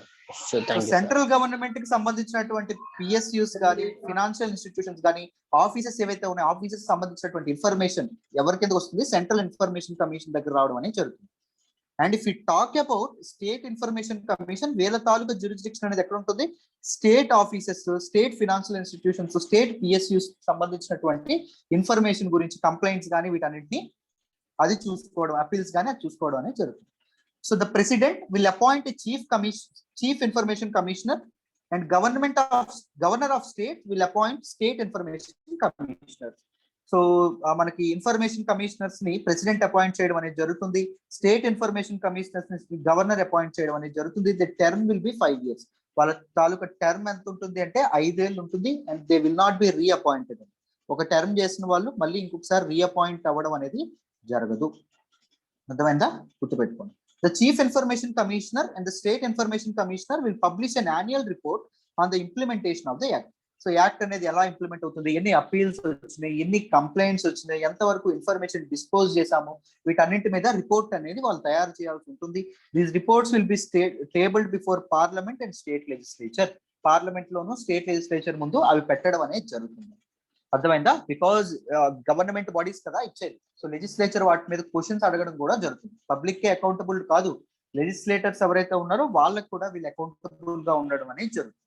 అర్థమైందా? వాళ్ళు అడుగుతారు ఈ ఇన్ఫర్మేషన్ ఎందుకు ఇవ్వలేదు, ఆ ఇన్ఫర్మేషన్ ఎందుకు ఇవ్వలేదు, ఏం చేశారు అని చెప్పి అడగడం అనేది జరుగుతుంది. The information commission shall fine an official ₹250 per day. మొత్తం డెడ్ లైన్ ఎంత చెప్పాం, 30 రోజులు చెప్పాం. 31వ రోజు పోస్ట్ పోన్ చేసింది అనుకోండి, అతని శాలరీ నుంచి ₹250 కట్ అయిపోతుంది. 32వ రోజు అయింది అనుకోండి, అతని శాలరీ నుంచి ₹500 కట్ అయిపోతుంది. అర్థమైందా? పెర్ డే ₹250 ఫైన్ అవ్వడం అనేది జరుగుతుందండి. To A maximum of 25,000, maximum 25,000 వరకు వాళ్ళకి ఫైన్ పడడం అనేది జరుగుతుంది. The information is delayed without reasonable cause. ఎటువంటి కాజ్ లేకుండా డిలే చేస్తే ఇలాంటి పనిష్మెంట్ అనేది రావడం అనేది జరుగుతుంది. The Act provides for a system of 2 appeals in case of information is denied. ఒకవేళ ఇన్ఫర్మేషన్ అనేది ఫలానా ఆఫీసర్ ఎవరైతే ఉన్నారో, పబ్లిక్ ఇన్ఫర్మేషన్ ఆఫీసర్, ప్రతి ఒక్క public authority, public officer, public information officer ఉంటారని చెప్పాను కదా, ఆయన ఒకవేళ ఇన్ఫర్మేషన్ అనేది ఆర్టీఐ ఇన్ఫర్మేషన్ డినై చేస్తారు అనుకోండి, మీకు 2 అపీల్స్ ఉంటాయండి. ఫస్ట్ అపీల్ మీరు ఎక్కడ చేసుకోవచ్చు అంటే, ఆ ఏదైతే ఆఫీసు, ఇప్పుడు సపోజ్ సివిల్ సప్లైస్ ఆఫీస్ ఉందనుకోండి, సో కలెక్టరేట్ లో సివిల్ సప్లైస్ ఆఫీస్ దగ్గర మీరు ఎంత బియ్యం అనేది వేస్తా ఉన్నారు, డిస్ట్రిక్ట్ మొత్తానికి ఎంత పంచుతా ఉన్నారు, ఎంత కందులు పంచుతా ఉన్నారు, ఎంత గోధుమలు పంచుతా ఉన్నారు మీకు కావాలి. సో ఆ పబ్లిక్ ఇన్ఫర్మేషన్ ఆఫీసర్ మీకు చెప్పనంటా ఉన్నాడు. సో చెప్పనంటా ఉన్నప్పుడు డినై చేసినప్పుడు ఏం జరుగుతుంది, మీరు అక్కడ ఉండేటటువంటి ఆఫీస్ లో ఉండేటటువంటి డిఎస్ఓ ఎవరైతే డిస్ట్రిక్ట్ సప్లై ఆఫీసర్, ఆయన హెడ్ గా ఉంటారు, సీనియర్ గా ఉంటారు. సో ఆయనకి మీరు కంప్లైంట్ అనేది చేయొచ్చు, మీ తాలూకు ఆఫీసర్ ఎవరైతే ఉన్నారో ఆయన మాకు ఇన్ఫర్మేషన్ ఇవ్వట్లేదని. లేకపోతే ఆయన దగ్గర నుంచి కూడా మీకు ఇది రాకపోతే సెకండ్ అపీల్ ఎక్కడ చేసుకోవచ్చు, ఇన్ఫర్మేషన్ కమిషన్ ఏదైతే ఉంటుందో, either సెంట్రల్ ఇన్ఫర్మేషన్ కమిషన్ లేదా state, according to their jurisdiction, state information commission లో కూడా విత్ ఇన్ 90 days మీరు చక్కగా కంప్లైంట్ అనేది ఇచ్చుకోవచ్చు. మీరు అప్లై చేసినటువంటి రోజుకి 90 రోజుల్లోగా. The decision of the information commission is binding. Information commission ఒకవేళ చెప్పింది అనుకోండి, పబ్లిక్ ఇన్ఫర్మేషన్ ఆఫీసర్ కి తప్పకుండా ఇన్ఫర్మేషన్ ప్రొవైడ్ చేయండి అడిగిందని చెప్పింది అనుకోండి, వాళ్ళు తప్పకుండా ప్రొవైడ్ అనేది చేయాలి. They can't deny it. అర్థమైందా?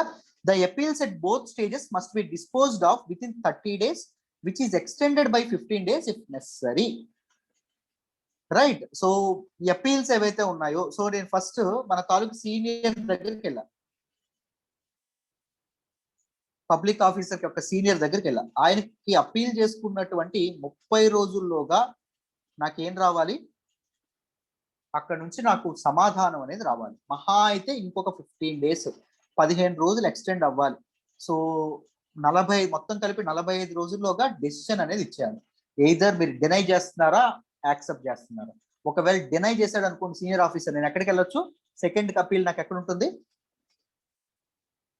Chief commissioner office in the centre and state commissioner office in the state, అక్కడికి వెళ్ళి నేను అపీల్ చేసుకోవచ్చు. అర్థమైందా? Its purview does not extend to intelligence and security organizations like Intelligence Bureau, RA, BSF, CASF, NSG and so on. మన తాలూకా ఇదేదైతే ఉందో right to information act intelligence bureau కానీ, రా ఏదైతే ఉంటుందో రీసెర్చ్ అండ్ అనాలిసిస్ వింగ్ కానీ, బిఎస్ఎఫ్ బార్డర్ సెక్యూరిటీ ఫోర్స్ కానీ, CISF ఏదైతే ఉంటుందో సిఐఎస్ఎఫ్ కానీ, లేకపోతే మన తాలూకా ఎన్ఎస్జి ఏదైతే ఉంటుందో నేషనల్ సెక్యూరిటీ గార్డ్ ఏదైతే ఉంటుందో నేషనల్ సెక్యూరిటీ కానీ, అర్థమైందా? వీటన్నింటికి వర్తించండి because they carry sensitive information. CISF అంటే సెంట్రల్ ఇండస్ట్రియల్ సెక్యూరిటీ ఫోర్స్ అని, అర్థమైందా? However, information pertaining to allegations of corruption and violations of human rights by these organizations will not be excluded. So వీళ్ళు ఏవైనా human rights exclude చేసినా లేకపోతే corruptions కి పాల్పడినా ఇలాంటి information మాత్రం ఎక్స్క్లూడ్, ఆర్టీఐ నుంచి తప్పించుకోలేదు. యూనో ఆ ఇన్ఫర్మేషన్ అనేది మీరు ఎప్పుడైనా తెలుసుకోవచ్చు, ఇన్ఫర్మేషన్ ఎప్పుడైనా పొందేటటువంటి హక్కు మీకు ఉండడం అనేది అర్థమైందా? Right, these are salient provisions. ఎవరికైనా ఏ ప్రొవిజన్ అర్థం కాలేదా? సో ఎంత డెడ్ లైన్ ఎంత ఇస్తారు ప్రొవైడ్ చేయడానికి? ఎన్ని రోజులు అండి? 30 days. 30 రోజులు. 30 రోజులు ఏవైతే ఉంటాయో 30 days డెడ్ లైన్ ఏదైతే ఉంటుందో, డెడ్ లైన్ దాటితే పెర్ డే ఆఫీసర్కి ఎంత పడుతుందండి? 250 rupees. 250 రూపీస్ పడ్డం అనేది జరుగుతుంది. ఒకవేళ నేను ఇస్తానండి రేపిస్తానంటే రోజు 250 పడుతుంది ఆయన. ఒకవేళ ఆయన డినై చేశాడు అనుకోండి, నేను చెప్పనయ్యా అన్నాడు అనుకోండి, ఏమవుతుంది? అప్పీల్ చేసుకోవచ్చు సార్. అప్పీల్ చేసుకోవచ్చు. ఎక్కడికి వెళ్ళి అప్పీల్ చేసుకోవచ్చు? First appeal public information. Senior ఎవరైతే ఉంటారో ఆ public information officer senior office head ఎవరైతే ఉంటారో ఆయనకి అప్పీల్ చేసుకోవచ్చు. ఆయన ఎన్ని రోజుల్లో అంటే తప్పకుండా ఇవ్వాలి? 90 days. 90 డేసా? 45 రోజులు. 45 రోజుల్లో తప్పకుండా ఇవ్వాలి. ఒకవేళ ఆయన ఏదో లేదు మేము ఇవ్వక్కర్లేదు అన్నాడు అనుకోండి, నేను సెకండ్ అప్పీల్ ఎక్కడ చేసుకోవచ్చు అండి? సెంట్రల్ ఇన్ఫర్మేషన్ స్టేట్ ఇన్ఫర్మేషన్ వెళ్ళి చేసుకోవచ్చు. ఎన్ని రోజుల్లో చేసుకోవాలండి? With in 90 days. 90 రోజుల్లోగా, అంతేనా? Right. So very very important. Now let us look at central information commission. Central information commission ఏదైతే ఉంటుందో, it was established by the central government in 2005. 2005లో దీన్ని ఎస్టాబ్లిష్ చేయడం అనేది జరిగింది. ఆర్టీఐ యాక్ట్ కూడా 2005 లో వచ్చింది కాబట్టి సెంట్రల్ ఇన్ఫర్మేషన్ కమిషన్ కూడా 2005 లో రావడం అనేది జరిగింది. Under the provisions of right to information act 2005 దీనిలో తీసుకురావడం అనేది జరిగింది. It is a constitutional body. Sorry, it is not a constitutional body. ఎందుకు ఇదండి కాన్స్టిట్యూషనల్ బాడీ కాదు? చూసారా వీడియో? కాన్స్టిట్యూషనల్ బాడీ, దాంతో పాటు మన తాలూకా నాన్ కాన్స్టిట్యూషనల్ బాడీస్ లో ఎగ్జిక్యూటివ్ బాడీ, స్టాట్యూటరీ బాడీ చూసారా? వీడియో చేసాము. రైట్. సో ఎందుకు ఇది సెంట్రల్ ఇన్ఫర్మేషన్ కమిషన్ అనేది కాన్స్టిట్యూషనల్ బాడీ కాదు? సార్ ఇది యాక్ట్ ద్వారా వచ్చింది కాబట్టి స్టాట్యూటరీ బాడీ. ఎందుకు స్టాట్యూటరీ బాడీ అని నేను అనలేదు, ఎందుకు కాన్స్టిట్యూషనల్ బాడీ కాదు అని అడిగాను క్వశ్చన్. నేను అదే చెప్పాను, నిన్న క్లాస్ లో చెప్పాను. ఏం చెప్పాను నేను? చూడండి, ఒకటి గుర్తుపెట్టుకోండి. సింపుల్, అలా చెప్పాలి. ఇప్పుడు కరిష్యామికి నేను who is your favourite cricket player అన్నాను అనుకోండి, షీ రిప్లైస్ జిలేబీ అని అందనుకోండి, తను ఎలిజిబుల్ లా ఒక స్టేట్ అడ్మినిస్ట్రేషన్ రూల్ చేయడానికి, సారీ ఒక డిస్ట్రిక్ట్ అడ్మినిస్ట్రేషన్ మొత్తం తన అండర్లో ఉండడానికి? అర్థమైందా? ఒక నేచురల్ కెలామిటీ వచ్చింది, ఒక తాలూకా డిజాస్టర్ వచ్చింది, లేకపోతే ఒక ప్రాబ్లం అనేది వచ్చింది, ఒక ఇది రావడం అనేది జరిగింది. కన్సర్న్డ్ మినిస్టర్ వచ్చాడు గ్రౌండ్ లెవెల్ కి, వచ్చి అడుగుతా ఉన్నాడు మన కరిష్యామికి. ఏమని అడుగుతా ఉన్నాడు? ఏం జరుగుతుంది, గివ్ మీ ద స్టాటస్ అంటాడు. సో తను జిలేబీ అందనుకోండి, ఏం జరుగుతుంది? కరెక్టా? తప్పు సార్. యూపీఎస్సి మీ నుంచి అదే ఎక్స్పెక్ట్ చేయాలి. మీరు ఏదైతే క్వశ్చన్ అడుగుతారో ఆ ప్రశ్నకి సమాధానం చెప్పాలి.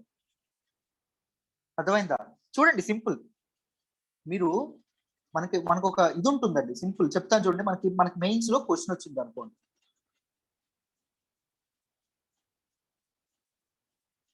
Keeping in mind the anniversary of 15th anniversary of RTI Act 2005, give a brief account of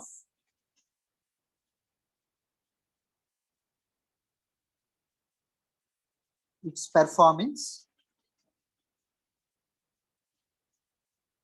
in ensuring transparency, and accountability in the nation. ఇది క్వశ్చన్ అమ్మ. సపోజ్ నెక్స్ట్ ఇయర్ మెయిన్స్ లో మీకు వచ్చింది అనుకోండి, మీరు రాసేటటువంటి మెయిన్స్ లో మీరు ఏం చేస్తారు మామూలుగా మనం ఏం చేస్తాం మన బోర్డ్ ఎగ్జామ్స్ లో first we look at keywords. RTI act అని చూస్తాం. సాయిరామ్ సార్ గవర్నెన్స్ లో ఆర్టీఐ యాక్ట్ మొత్తం చెప్పారు నాకు. So whatever Sairam sir ఏదైతే చెప్పారో పీడిఎఫ్ లో ఏదైతే చూపించారో మొత్తం రాసేస్తాం. మన బోర్డ్ ఎగ్జామ్స్ లో మనం అదే చేస్తాం. ఆడు ఏం క్వశ్చన్ ఇచ్చాడని పట్టించుకోము, మనకు తెలిసింది రాసేస్తాం. We find keywords, we just recall the particular topic and we fill those papers. అంతేనా? కానీ యూపీఎస్సికి అలాంటి వాళ్ళు వద్దు, అలాంటి వాళ్ళు అక్కర్లా. యూపీఎస్సికి వాడు ఏం క్వశ్చన్ ఇచ్చాడో అది కావాలి. ఏం క్వశ్చన్ అడిగాడు మీకు, మీరు ఫస్ట్ నుంచి ఎలా మొదలు పెట్టారు? ఆర్టీఐ యాక్ట్ అంటే ఏంటి, ఆర్టీఐ యాక్ట్ ఆబ్జెక్టివ్స్ ఏంటి, లేకపోతే ఆర్టీఐ యాక్ట్ 19 clause 1 ఫ్రీడమ్ ఏదైతే వచ్చిందో, లేకపోతే supreme court judgement, world bank report, ఇవన్నీ రాసుకుంటూ వెళ్ళిపోతారు మామూలుగా. వాడికి అవన్నీ తెలుసబ్బా, వాడికి ఏం తెలియదు. వాడు ఏం అడుగుతున్నాడు మీ నుంచి, ఏం కోరుకుంటున్నాడు? It's performance in ensuring transparency and accountability in the nation. ఈ 15 ఏళ్లుగా ట్రాన్స్పరెన్సీ అండ్ అకౌంటబిలిటీని ఎన్ష్యూర్ చేయడంలో దాని పెర్ఫార్మెన్స్ ఏంటని అడుగుతా ఉన్నారు. సో మీరు ఏం చెప్పాలి? ఆర్టీఐ యాక్ట్ ఏ టైంలో ఇది అవ్వడం అనేది జరిగింది, బాగా పనిచేసిందో, you should quote some examples. అర్థమైందా? ఎందుకు ఉపయోగపడిందో మీరు ఎగ్జాంపుల్స్ అనేవి చెప్పాలి. ఆర్టీఐ యాక్ట్ ఆబ్జెక్టివ్స్, దాని తాలూకు సిగ్నిఫికెన్స్, ఇవన్నీ వాడికి అవసరం లా, వాడికి తెలుసు క్వశ్చన్ ఇచ్చేవాడికి. So if they ask you what is RTI act and what is it significance అడిగాడు అనుకోండి, ఇంత డైరెక్ట్ గా అడగరు యూపీఎస్సీలో. అడిగారు అనుకోండి, అప్పుడు మీరు ఆర్టీఐ యాక్ట్ గురించి కంప్లీట్ గా రాయొచ్చు. ఎప్పుడైనా గుర్తు పెట్టుకోండి, UPSC always wants straight forward answers. అది ఎప్పుడైనా గుర్తుపెట్టుకోండి. సో ఎందుకు ఇది కాన్స్టిట్యూషనల్ బాడీ కాదు చెప్పండి? కాన్స్టిట్యూషన్ లో లేదు కాబట్టి. ఇది కరెక్ట్ ఆన్సర్. అర్థమైందా? స్టాట్యూటరీ బాడీ కాబట్టి కాన్స్టిట్యూషనల్ బాడీ కాదు, అది తప్పు. అలా చెప్పకూడదు. రైట్? గుర్తుపెట్టుకోండి. ఓకే. So its members. కరిషామి ఫీల్ అయ్యావమ్మా? ఆహా లేదు సార్, అంటే లేదా ఏదైనా మీ మంచి కోసమే. ఎక్స్ట్రాడరీగా ఓకేనా? ఆన్సర్ ఇవ్వాలని ఆలోచిస్తారు కదా సార్ ఎవరైనా, దాన్ని అరే క్లియర్ చేస్తారు sir. Yeah right. So members, the commission consists of a chief information commissioner and not more than 10 information commissioners. So మొత్తం ఒక చీఫ్ ఇన్ఫర్మేషన్ కమిషనర్ ఉంటారు and not more than 10 information commissioners. 10 మంది కంటే ఎక్కువ కాకుండా ఇన్ఫర్మేషన్ కమిషనర్స్ ఉండడం అనేది జరుగుతుంది. అట్ ప్రెజెంట్ 2019లో the commission has 6 information commissioners apart from the chief information commissioner. So 2019లో మన తాలూకా చీఫ్ ఎలక్షన్ కమిషనర్ లో మొత్తం 6 ఇన్ఫర్మేషన్ కమిషనర్స్ ఉండడం అనేది జరిగిందంట. వాళ్ళతో పాటు ఆరుగురితో పాటు ఒక చీఫ్ ఇన్ఫర్మేషన్ కమిషనర్ కూడా ఉండడం అనేది జరిగింది. ఎవరండి అపాయింట్ చేస్తారు? ఇందాక ఏం చెప్పుకున్నాం? చీఫ్ ఇన్ఫర్మేషన్ కమిషనర్ ని ప్రెసిడెంట్ అపాయింట్ చేయడం అనేది జరుగుతుంది. అర్థమైందా? ప్రెసిడెంట్ అపాయింట్ చేయడం అనేది జరుగుతుంది. On the recommendation of a committee consisting of prime minister as chairperson, the leader of opposition in the Lok Sabha and a union cabinet nominated by the prime minister. అర్థమైందా? So వీళ్ళందరూ ఎవరైతే ఉన్నారో వీళ్ళ recommendations తో president nominate చేయడం అనేది జరుగుతుంది. States లో ఎవరండి మరి నామినేట్ చేస్తారు, ఎవరు అపాయింట్ చేస్తారు? గవర్నర్స్. గవర్నర్ ఎవరైతే ఉంటారో గవర్నర్ అపాయింట్ చేస్తారు. వాట్ ఈస్ దేర్ టెన్యూర్ చెప్పండి? ఫిబ్రవరిలో అది లాంచ్ అవడం మార్చిలో lockdown 5 years sir. 5 years exact. 5 ఏళ్ళు వీళ్ళ తాలూకు టెన్యూర్ ఏదైతే ఉంటుందో tenure. So they are eligible to reappointment? No sir, they are not eligible for reappointment. అది కూడా గుర్తుపెట్టుకోండి. రైట్? అందరికి సెంట్రల్ ఇన్ఫర్మేషన్ కమిషన్ గురించి అర్థమైందా ఎవ్రీవన్? yes sir. ఇక్కడ వరకు అందరికి క్లియర్ అయితే టైప్ yes. మీకు క్లియర్ అయితేనే నెక్స్ట్ దానికి వెళ్తాను.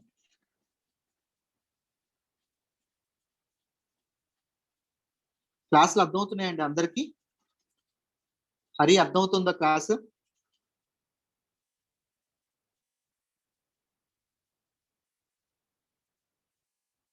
పూజిత అర్థమవుతుందమ్మా class?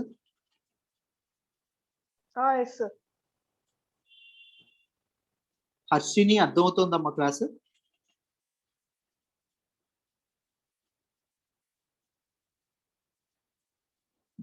Perfect.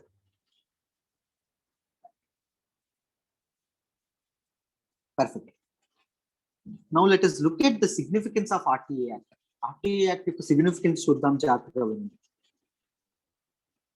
The Right to Information Act 2005 empowers the citizens to question the secrecy and abuse of power practiced in the governance.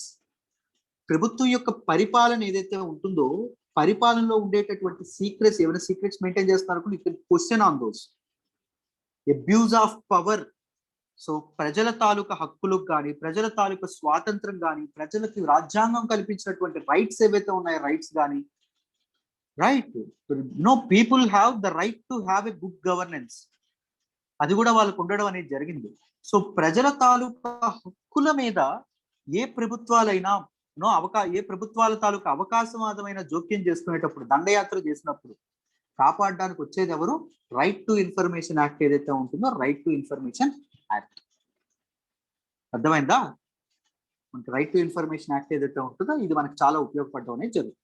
It is through the information commissions at the central and state levels that access to such information is provided. So information commissions ఏవైతే ఉన్నాయో they are established at both central and state levels. అక్కడ నుంచి మనకి information అనేది provide చేయడం అనేది జరుగుతుంది. RTA information can be regarded as a public good. RTA information ని ఒక పబ్లిక్ గుడ్ గా అంటే పీపుల్ కి సంబంధించినటువంటి ఒక ఆస్తిగా చూడడం అనేది జరుగుతుంది. అర్థమైందా? అది అందరికీ చెందేటటువంటిది, ఎవరైనా దాన్ని పొందొచ్చు, ఎవరైనా దాన్ని అడగొచ్చు. For it is relevant to the interests of citizens and is crucial pillar of the functioning of a transparent and vibrant democracy. So ప్రజాస్వామ్యం అనేది కలకల్లాడాలంటే, ప్రజాస్వామ్యం అనేది స్ట్రాంగ్ గా గట్టివైనటువంటి పిల్లర్స్ మీద నిలబడాలంటే, సో కంట్రీ యొక్క ఐడియాలజీ స్ట్రాంగ్ గా నిలబడాలి అంటే ఏముండాలి? సో పీపుల్ కి ఇన్ఫర్మేషన్ పొందేటటువంటి హక్కు ఉండాలి. This is a very very crucial pillar. అర్థమైందా? This is a cornerstone of democracy. To ensure democracy, the information obtained not only helps in చూడండి ఏం లేదు మన Indian democracy, not only Indian democracy, ప్రజాస్వామ్యం ఎక్కడ మీరు చూసుకున్నా ఇరిగిపోయిన మంచం అండి. మంచానికి 4 కోళ్ళు ఉంటాయి తెలుసా? ఒక కోడ్ ఏదైతే ఉంటుందో అది చిన్నది ఉందనుకోండి, ఏం జరుగుతుంది? మనం పైన కూర్చుంటే ఏం జరుగుతుందమ్మా? మంచం కదులుతా ఉంటది. అర్థమైందా? మనం కూర్చున్న వ్యక్తికి సరైన నిద్ర ఉండదు, సరైన కంఫర్ట్ ఉండదు. అర్థమైందా? సో ఈ తాలూకా ఇదేదైతే ఉంటుందో ఈ తాలూకా గ్యాప్ ని ఫిల్ చేయడానికి ఉండేటటువంటి స్టోన్స్ ఏంటి అంటే these RTA, right to information కానీ, లోక్పాల్ కానీ, లోకాయుక్తాస్ కానీ, హ్యూమన్ రైట్స్ ఏవైతే ఉన్నాయో హ్యూమన్ రైట్స్ కానీ, ఇవన్నీ ఉండడం అనేది జరుగుతుంది. అర్థమైందా? ఒక ప్రజాస్వామ్యం స్టేబుల్ గా నిలబడాలి అంటే, ప్రజాస్వామ్యాన్ని అనుభవిస్తున్నటువంటి ప్రజలు ఎవరైతే ఉన్నారో, people who are sitting on the cot of democracy ఎవరైతే ఉన్నారో వాళ్ళు కంఫర్ట్ గా హాయిగా వాళ్ళ జీవితాన్ని గడపాలి అంటే ఏముండాలి? These stones are very very important. Right? Perfect. The information obtained not only helps in making government accountable, but also useful for other purposes which would serve the overall interests of the society.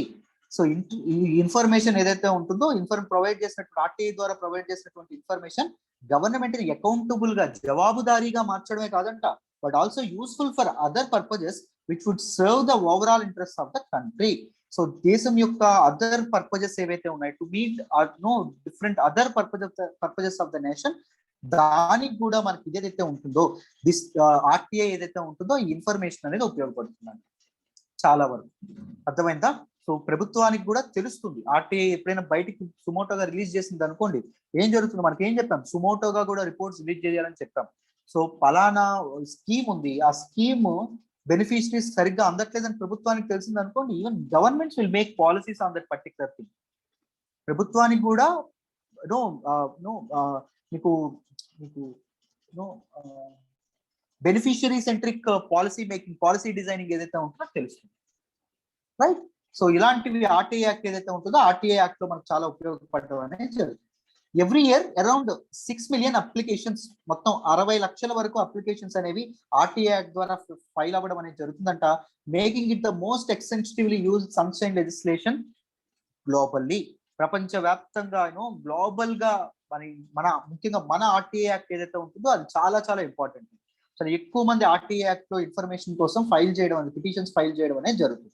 అదేవిధంగా democracy అనేది ఇంత చక్కగా మన ఇండియాలో ensure అవుతుంది అంటే ఇన్ని తాలూకా జాతులు, ఇన్ని తాలూకా తెగలు, దాంతో పాటు స్వార్థపరులైనటువంటి రాజకీయ నాయకులు ఇంతమంది ఉన్నా, ఇంతమంది నుంచి మన ప్రజాస్వామ్యాన్ని మనం కాపాడుకోగలుగుతున్నాం అంటే దానికి కారణం దీస్ కైండ్ ఆఫ్ టూల్స్. అర్థమైందా? These kind of mechanisms.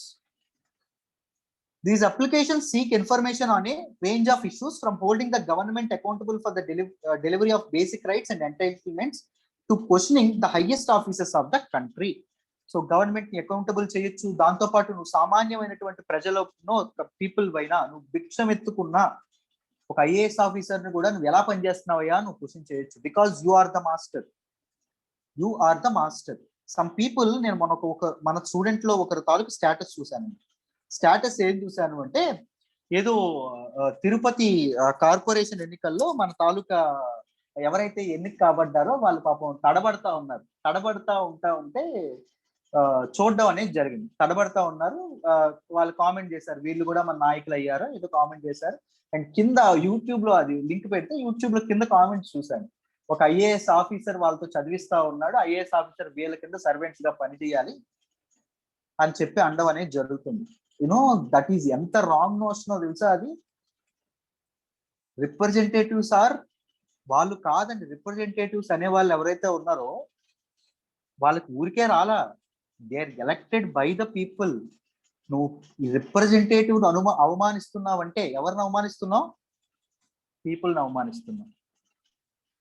IAS officer కి there is an assigned qualification, representative assigned qualification అక్కర్లేదు. అర్థమైందా? అతనికి ప్రజలకు సేవ చేయాలనేటటువంటి దృక్పథం చాలు, ప్రజలకు అతని మీద నమ్మకం ఉంటే సరిపోతుంది. అర్థమైందా? రైట్. సో వాళ్ళు రాజ్యాంగబద్ధంగా ఎన్నికైన వాళ్ళు, వాళ్ళని కామెంట్ చేయకూడదు. అర్థమైందా? So every year around 6 million applications are filed under the RTE Act, making it the most extensively used sunshine legislation globally. So మన తాలూకా దీనిలో 6 million అప్లికేషన్స్ అనేవి ఇదవ్వడం అనేది జరుగుతుందంట. రేంజ్ ఆఫ్ ఇష్యూస్ మీద ఇది కూడా హైయెస్ట్ ఆఫీసెస్ ఆఫ్ ద కంట్రీని కూడా వీళ్ళు క్వశ్చన్ చేయొచ్చు. Using the RTE Act, people have sought information that governments would not like to reveal as it may expose corruption, human rights violations, wrongdoings by the state. ప్రభుత్వం కొన్ని informations బయట పెట్టాలనుకోదు, human rights violations కానీ, corruption గురించి కానీ, లేకపోతే మన తాలూకా expenses ఎలా ఖర్చు అవుతున్నాయి, ఎటువైపు వెళ్తున్నాయి, కాంట్రాక్ట్స్ ఎవరికి అప్పగిస్తున్నారు, ఇలాంటివి బయటికి పెట్టాలనుకోదు. బట్ ఆర్టీఈ యాక్ట్ ఏదైతే ఉంటుందో అది ప్రజల చేతిలో కొరడా పెట్టింది. నువ్వు ప్రభుత్వాన్ని నువ్వు కొట్టి చెప్పొచ్చు, ఇస్తావా ఇవ్వవా, చెప్తావా చెప్పవా. చెప్పకపోతే ఏం జరుగుతుంది? ఇఫ్ ఏ డినైస్ ఇట్ మనకు అప్పీల్ చేసుకునేటటువంటి ఇది కూడా ఇవ్వడం అనేది జరిగింది. అర్థమైందా? సో వాళ్ళ జీతంలో కోత కూడా విధించేటటువంటి మనకి ప్రొవిజన్ కూడా ఏర్పరచడం అనేది జరిగింది.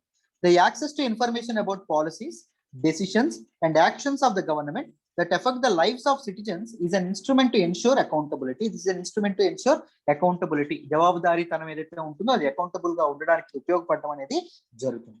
రైట్. డిఫరెంట్ పాలసీస్ గురించి కానీ, గవర్నమెంట్ తీసుకునే డెసిషన్స్, గవర్నమెంట్ యొక్క యాక్షన్స్ గురించి కానీ ప్రజలకు తెలియడం అనేది జరుగుతుంది. బికాస్ గవర్నమెంట్ ఏ నిర్ణయం తీసుకున్నా అది ప్రజల తాలూకా జీవితాల మీద డైరెక్ట్ గా ప్రభావం చూపించడం అనేది జరుగుతుంది. అర్థమైందా? డైరెక్ట్ గా ప్రభావితం చూపించడం అనేది జరుగుతుంది. సో ఇంట్రెస్ట్ రేట్లు పెరిగాయి అనుకోండి, బ్యాంకుల్లో ఇంట్రెస్ట్ రేట్లు పెరిగాయి, ఏం జరుగుతుంది?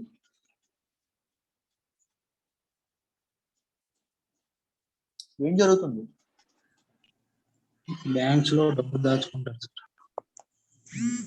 బ్యాంకుల్లో డబ్బులు దాచుకుంటారు, దాంతో పాటు లోన్లు కూడా లభించవు. ఇంట్రెస్ట్ రేట్లు డిపాజిట్ అలాగే ఉంటుంది, లోన్లు కూడా అలా ఉంటుంది. మనీ సప్లై మొత్తం ఏం చేస్తా ఉన్నారు? లాగేస్తా ఉన్నారు ప్రజల జేబుల్లోంచి డబ్బులు. సో ప్రభుత్వాలు, పబ్లిక్ అథారిటీస్ తలుచుకుంటే ఏవైనా చేయగలరు, ప్రజల జీవితాన్ని ఎలా అయినా ప్రభావితం చేయగలరు. అర్థమైందా? సో వాళ్ళకి ఆ పవర్ అనేది ఉంటుంది. సో వాళ్ళు ఎలా పని చేస్తున్నారో తెలుసుకోవడం ప్రజలుగా మన హక్కు. ఎందుకంటే ప్రభావితం అయ్యేవి, ఎఫెక్ట్ అయ్యేవి ఏంటి? మన జీవితాలు. పెట్రోల్ రేట్లు పెరుగుతున్నాయి, ఫ్యూయల్ రేట్స్ ఏవైతే ఉన్నాయి ప్రైసెస్ పెరుగుతూ ఉన్నాయి, సామాన్యుడి నడ్డి విరిగిపోతుంది. పెట్రోల్ రేట్లు పెరిగితే మామూలు పెట్రోల్ రేట్లు అనుకుంటారు, కూరగాయల రేట్లు పెరిగిపోతాయి. చేపలు మామూలుగా బోట్లు ఎలా వేసుకెళ్తారు? Steam boats వేసుకెళ్తారు. మన డీజిల్ బోట్స్ ఏవైతే ఉంటాయో అవి, చేపల రేట్లు పెరిగిపోతాయి, ట్రాన్స్పోర్టేషన్ పెరగడం వల్ల అన్నిటి కాస్ట్లు పెరిగిపోతాయి. అర్థమైందా? ప్రైసెస్ పెరిగిపోతాయి, జనాల జీవితాల మీద డైరెక్ట్ ఇంపాక్ట్ ఉంటుంది ఏదైనా. అర్థమైందా? సో అందుకే no government should be accountable to people. The Supreme Court has, in several judgments, Supreme Court has held that the RTA is a fundamental right flowing from Article 19 and 21 of the Constitution. So Supreme Court చాలా సార్లు చెప్పింది freedom of speech and expression లోకి రావడం అనేది జరుగుతుంది. దాంతో పాటు right to life ఏదైతే ప్రొవైడ్ చేసిందో రాజ్యాంగం భారత పౌరులకి, దానిలో కూడా రైట్ టు ఇన్ఫర్మేషన్ అనేది రావడం అనేది జరుగుతుంది.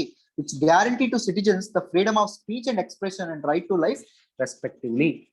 రైట్, దానిలో కూడా రావడం అనేది జరుగుతుంది. వాట్ ఈస్ ద లింక్ అని నేను ముందు ఎక్స్ప్లెయిన్ చేశాను ఫస్ట్ లో కదా. ఎందుకు ఆర్టికల్ 19 లో ఏమొస్తుంది, ఏంటండి link?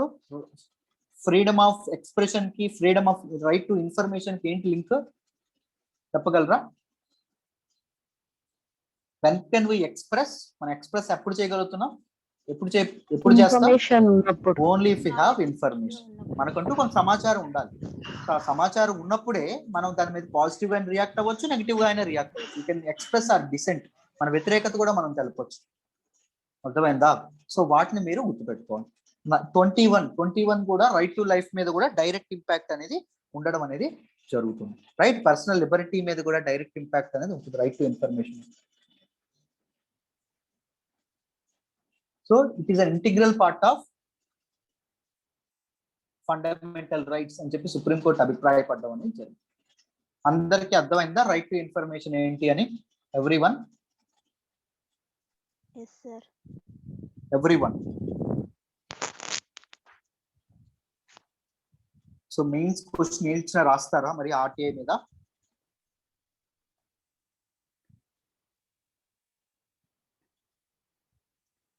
Very good. Sir local governments మీద టెస్ట్ ఇంకా పెట్టలేదు సార్. పెట్టలేదమ్మా, నేను ఈ రోజు పెట్టేస్తాను. ఓకేనా? Sorry. Okay sir. Okay sir. So yeah, that is all about it. And next class లో రైట్ టు ఎడ్యుకేషన్ చదువుకుందాం. Very very important. దాని మీద కూడా మీకు క్వశ్చన్స్ వస్తాయి. గవర్నెన్స్ లో ఇవన్నీ చాలా చాలా ఇంపార్టెంట్. అర్థమైందా? సో నెక్స్ట్ క్లాస్ చెప్పండి. సార్ రైట్ టు ఇంటర్నెట్ అనేది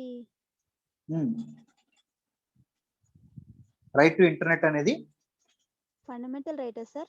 అంటే దేనిలో ఇంటిగ్రల్ పార్టా? మీరే చెప్పండి. Very good question. ఎవరైనా ఆన్సర్ చేయగలరా? ఎనీవన్?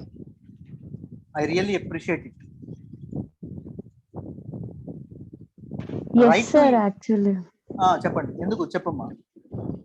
Defend your statement.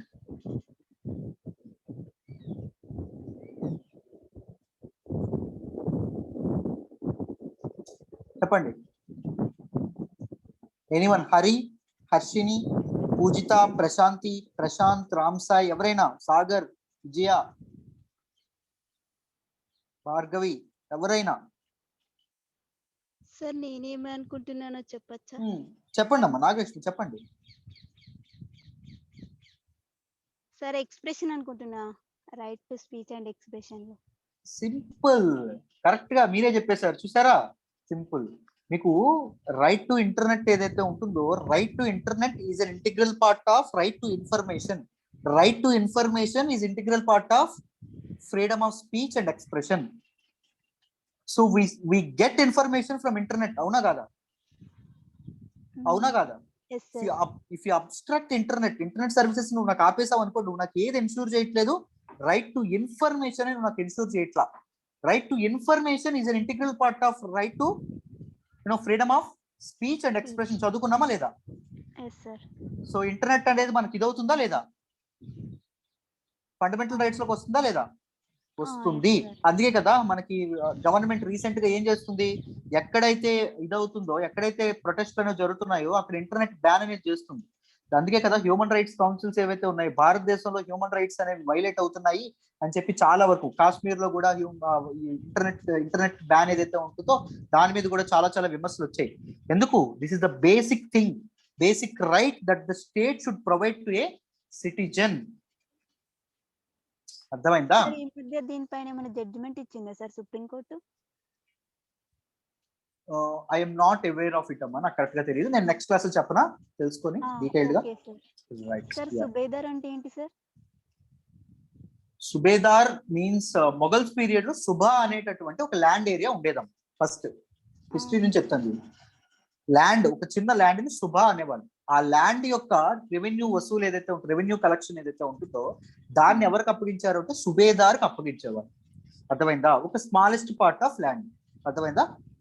ఆ సుబేదార్ కాస్త తర్వాత బ్రిటిష్ పొజిషన్ లోకి ఎప్పుడు వచ్చింది అంటే మిలిటరీ పొజిషన్స్ ఏవైతే ఉన్నాయో మిలిటరీ పొజిషన్స్ అప్పగించడం అనేది జరిగింది. ఈవెన్ ప్రెజెంట్ డే మన తాలూకా మిలిటరీ పొజిషన్స్ ఏవైతే ఉన్నాయో వాటిలో కూడా సుబేదార్ ఏదైతే ఉంటుందో సుబేదార్ ఉండడం అనేది జరిగింది. He doesn't have any binding rights ఏ ఉండవు. ఈ డజంట్ హ్యావ్ ఎనీ అతనికి ఆర్మీ మిలిటరీ మీద ఎక్స్పర్టైజ్ ఉంటుంది కానీ he can never issue orders. He will act as only advisory thing, అడ్వైజరీగానే యాక్ట్ చేయడం అనేది జరుగుతుంది. It is a military position అమ్మ. ఓకేనా? సింపుల్ గా మిలిటరీ అడ్వైజరీ పొజిషన్ సుబేదార్. అంటే ఐఏఎస్ ఆఫీసర్ కాదా సార్? కాదమ్మా, కాదు. It's a military position. Ya right. This is the background. Ya you are welcome అమ్మా. ఎనీవన్, ఎనీ అదర్ పీపుల్ ఏమైనా డౌట్స్ ఉన్నాయా?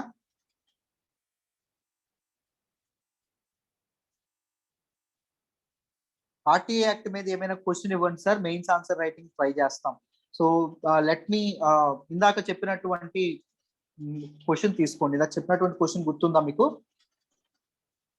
ఎవరైనా చెప్పగలరా? Yes sir. Keeping in mind yes sir. the 15th anniversary of RTI Act 2005, performance of transparency, accountability. Act 2005. Transparency, Give a brief accountability. note on its performance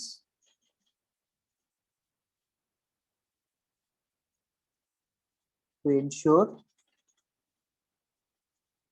transparency and accountability in the nation.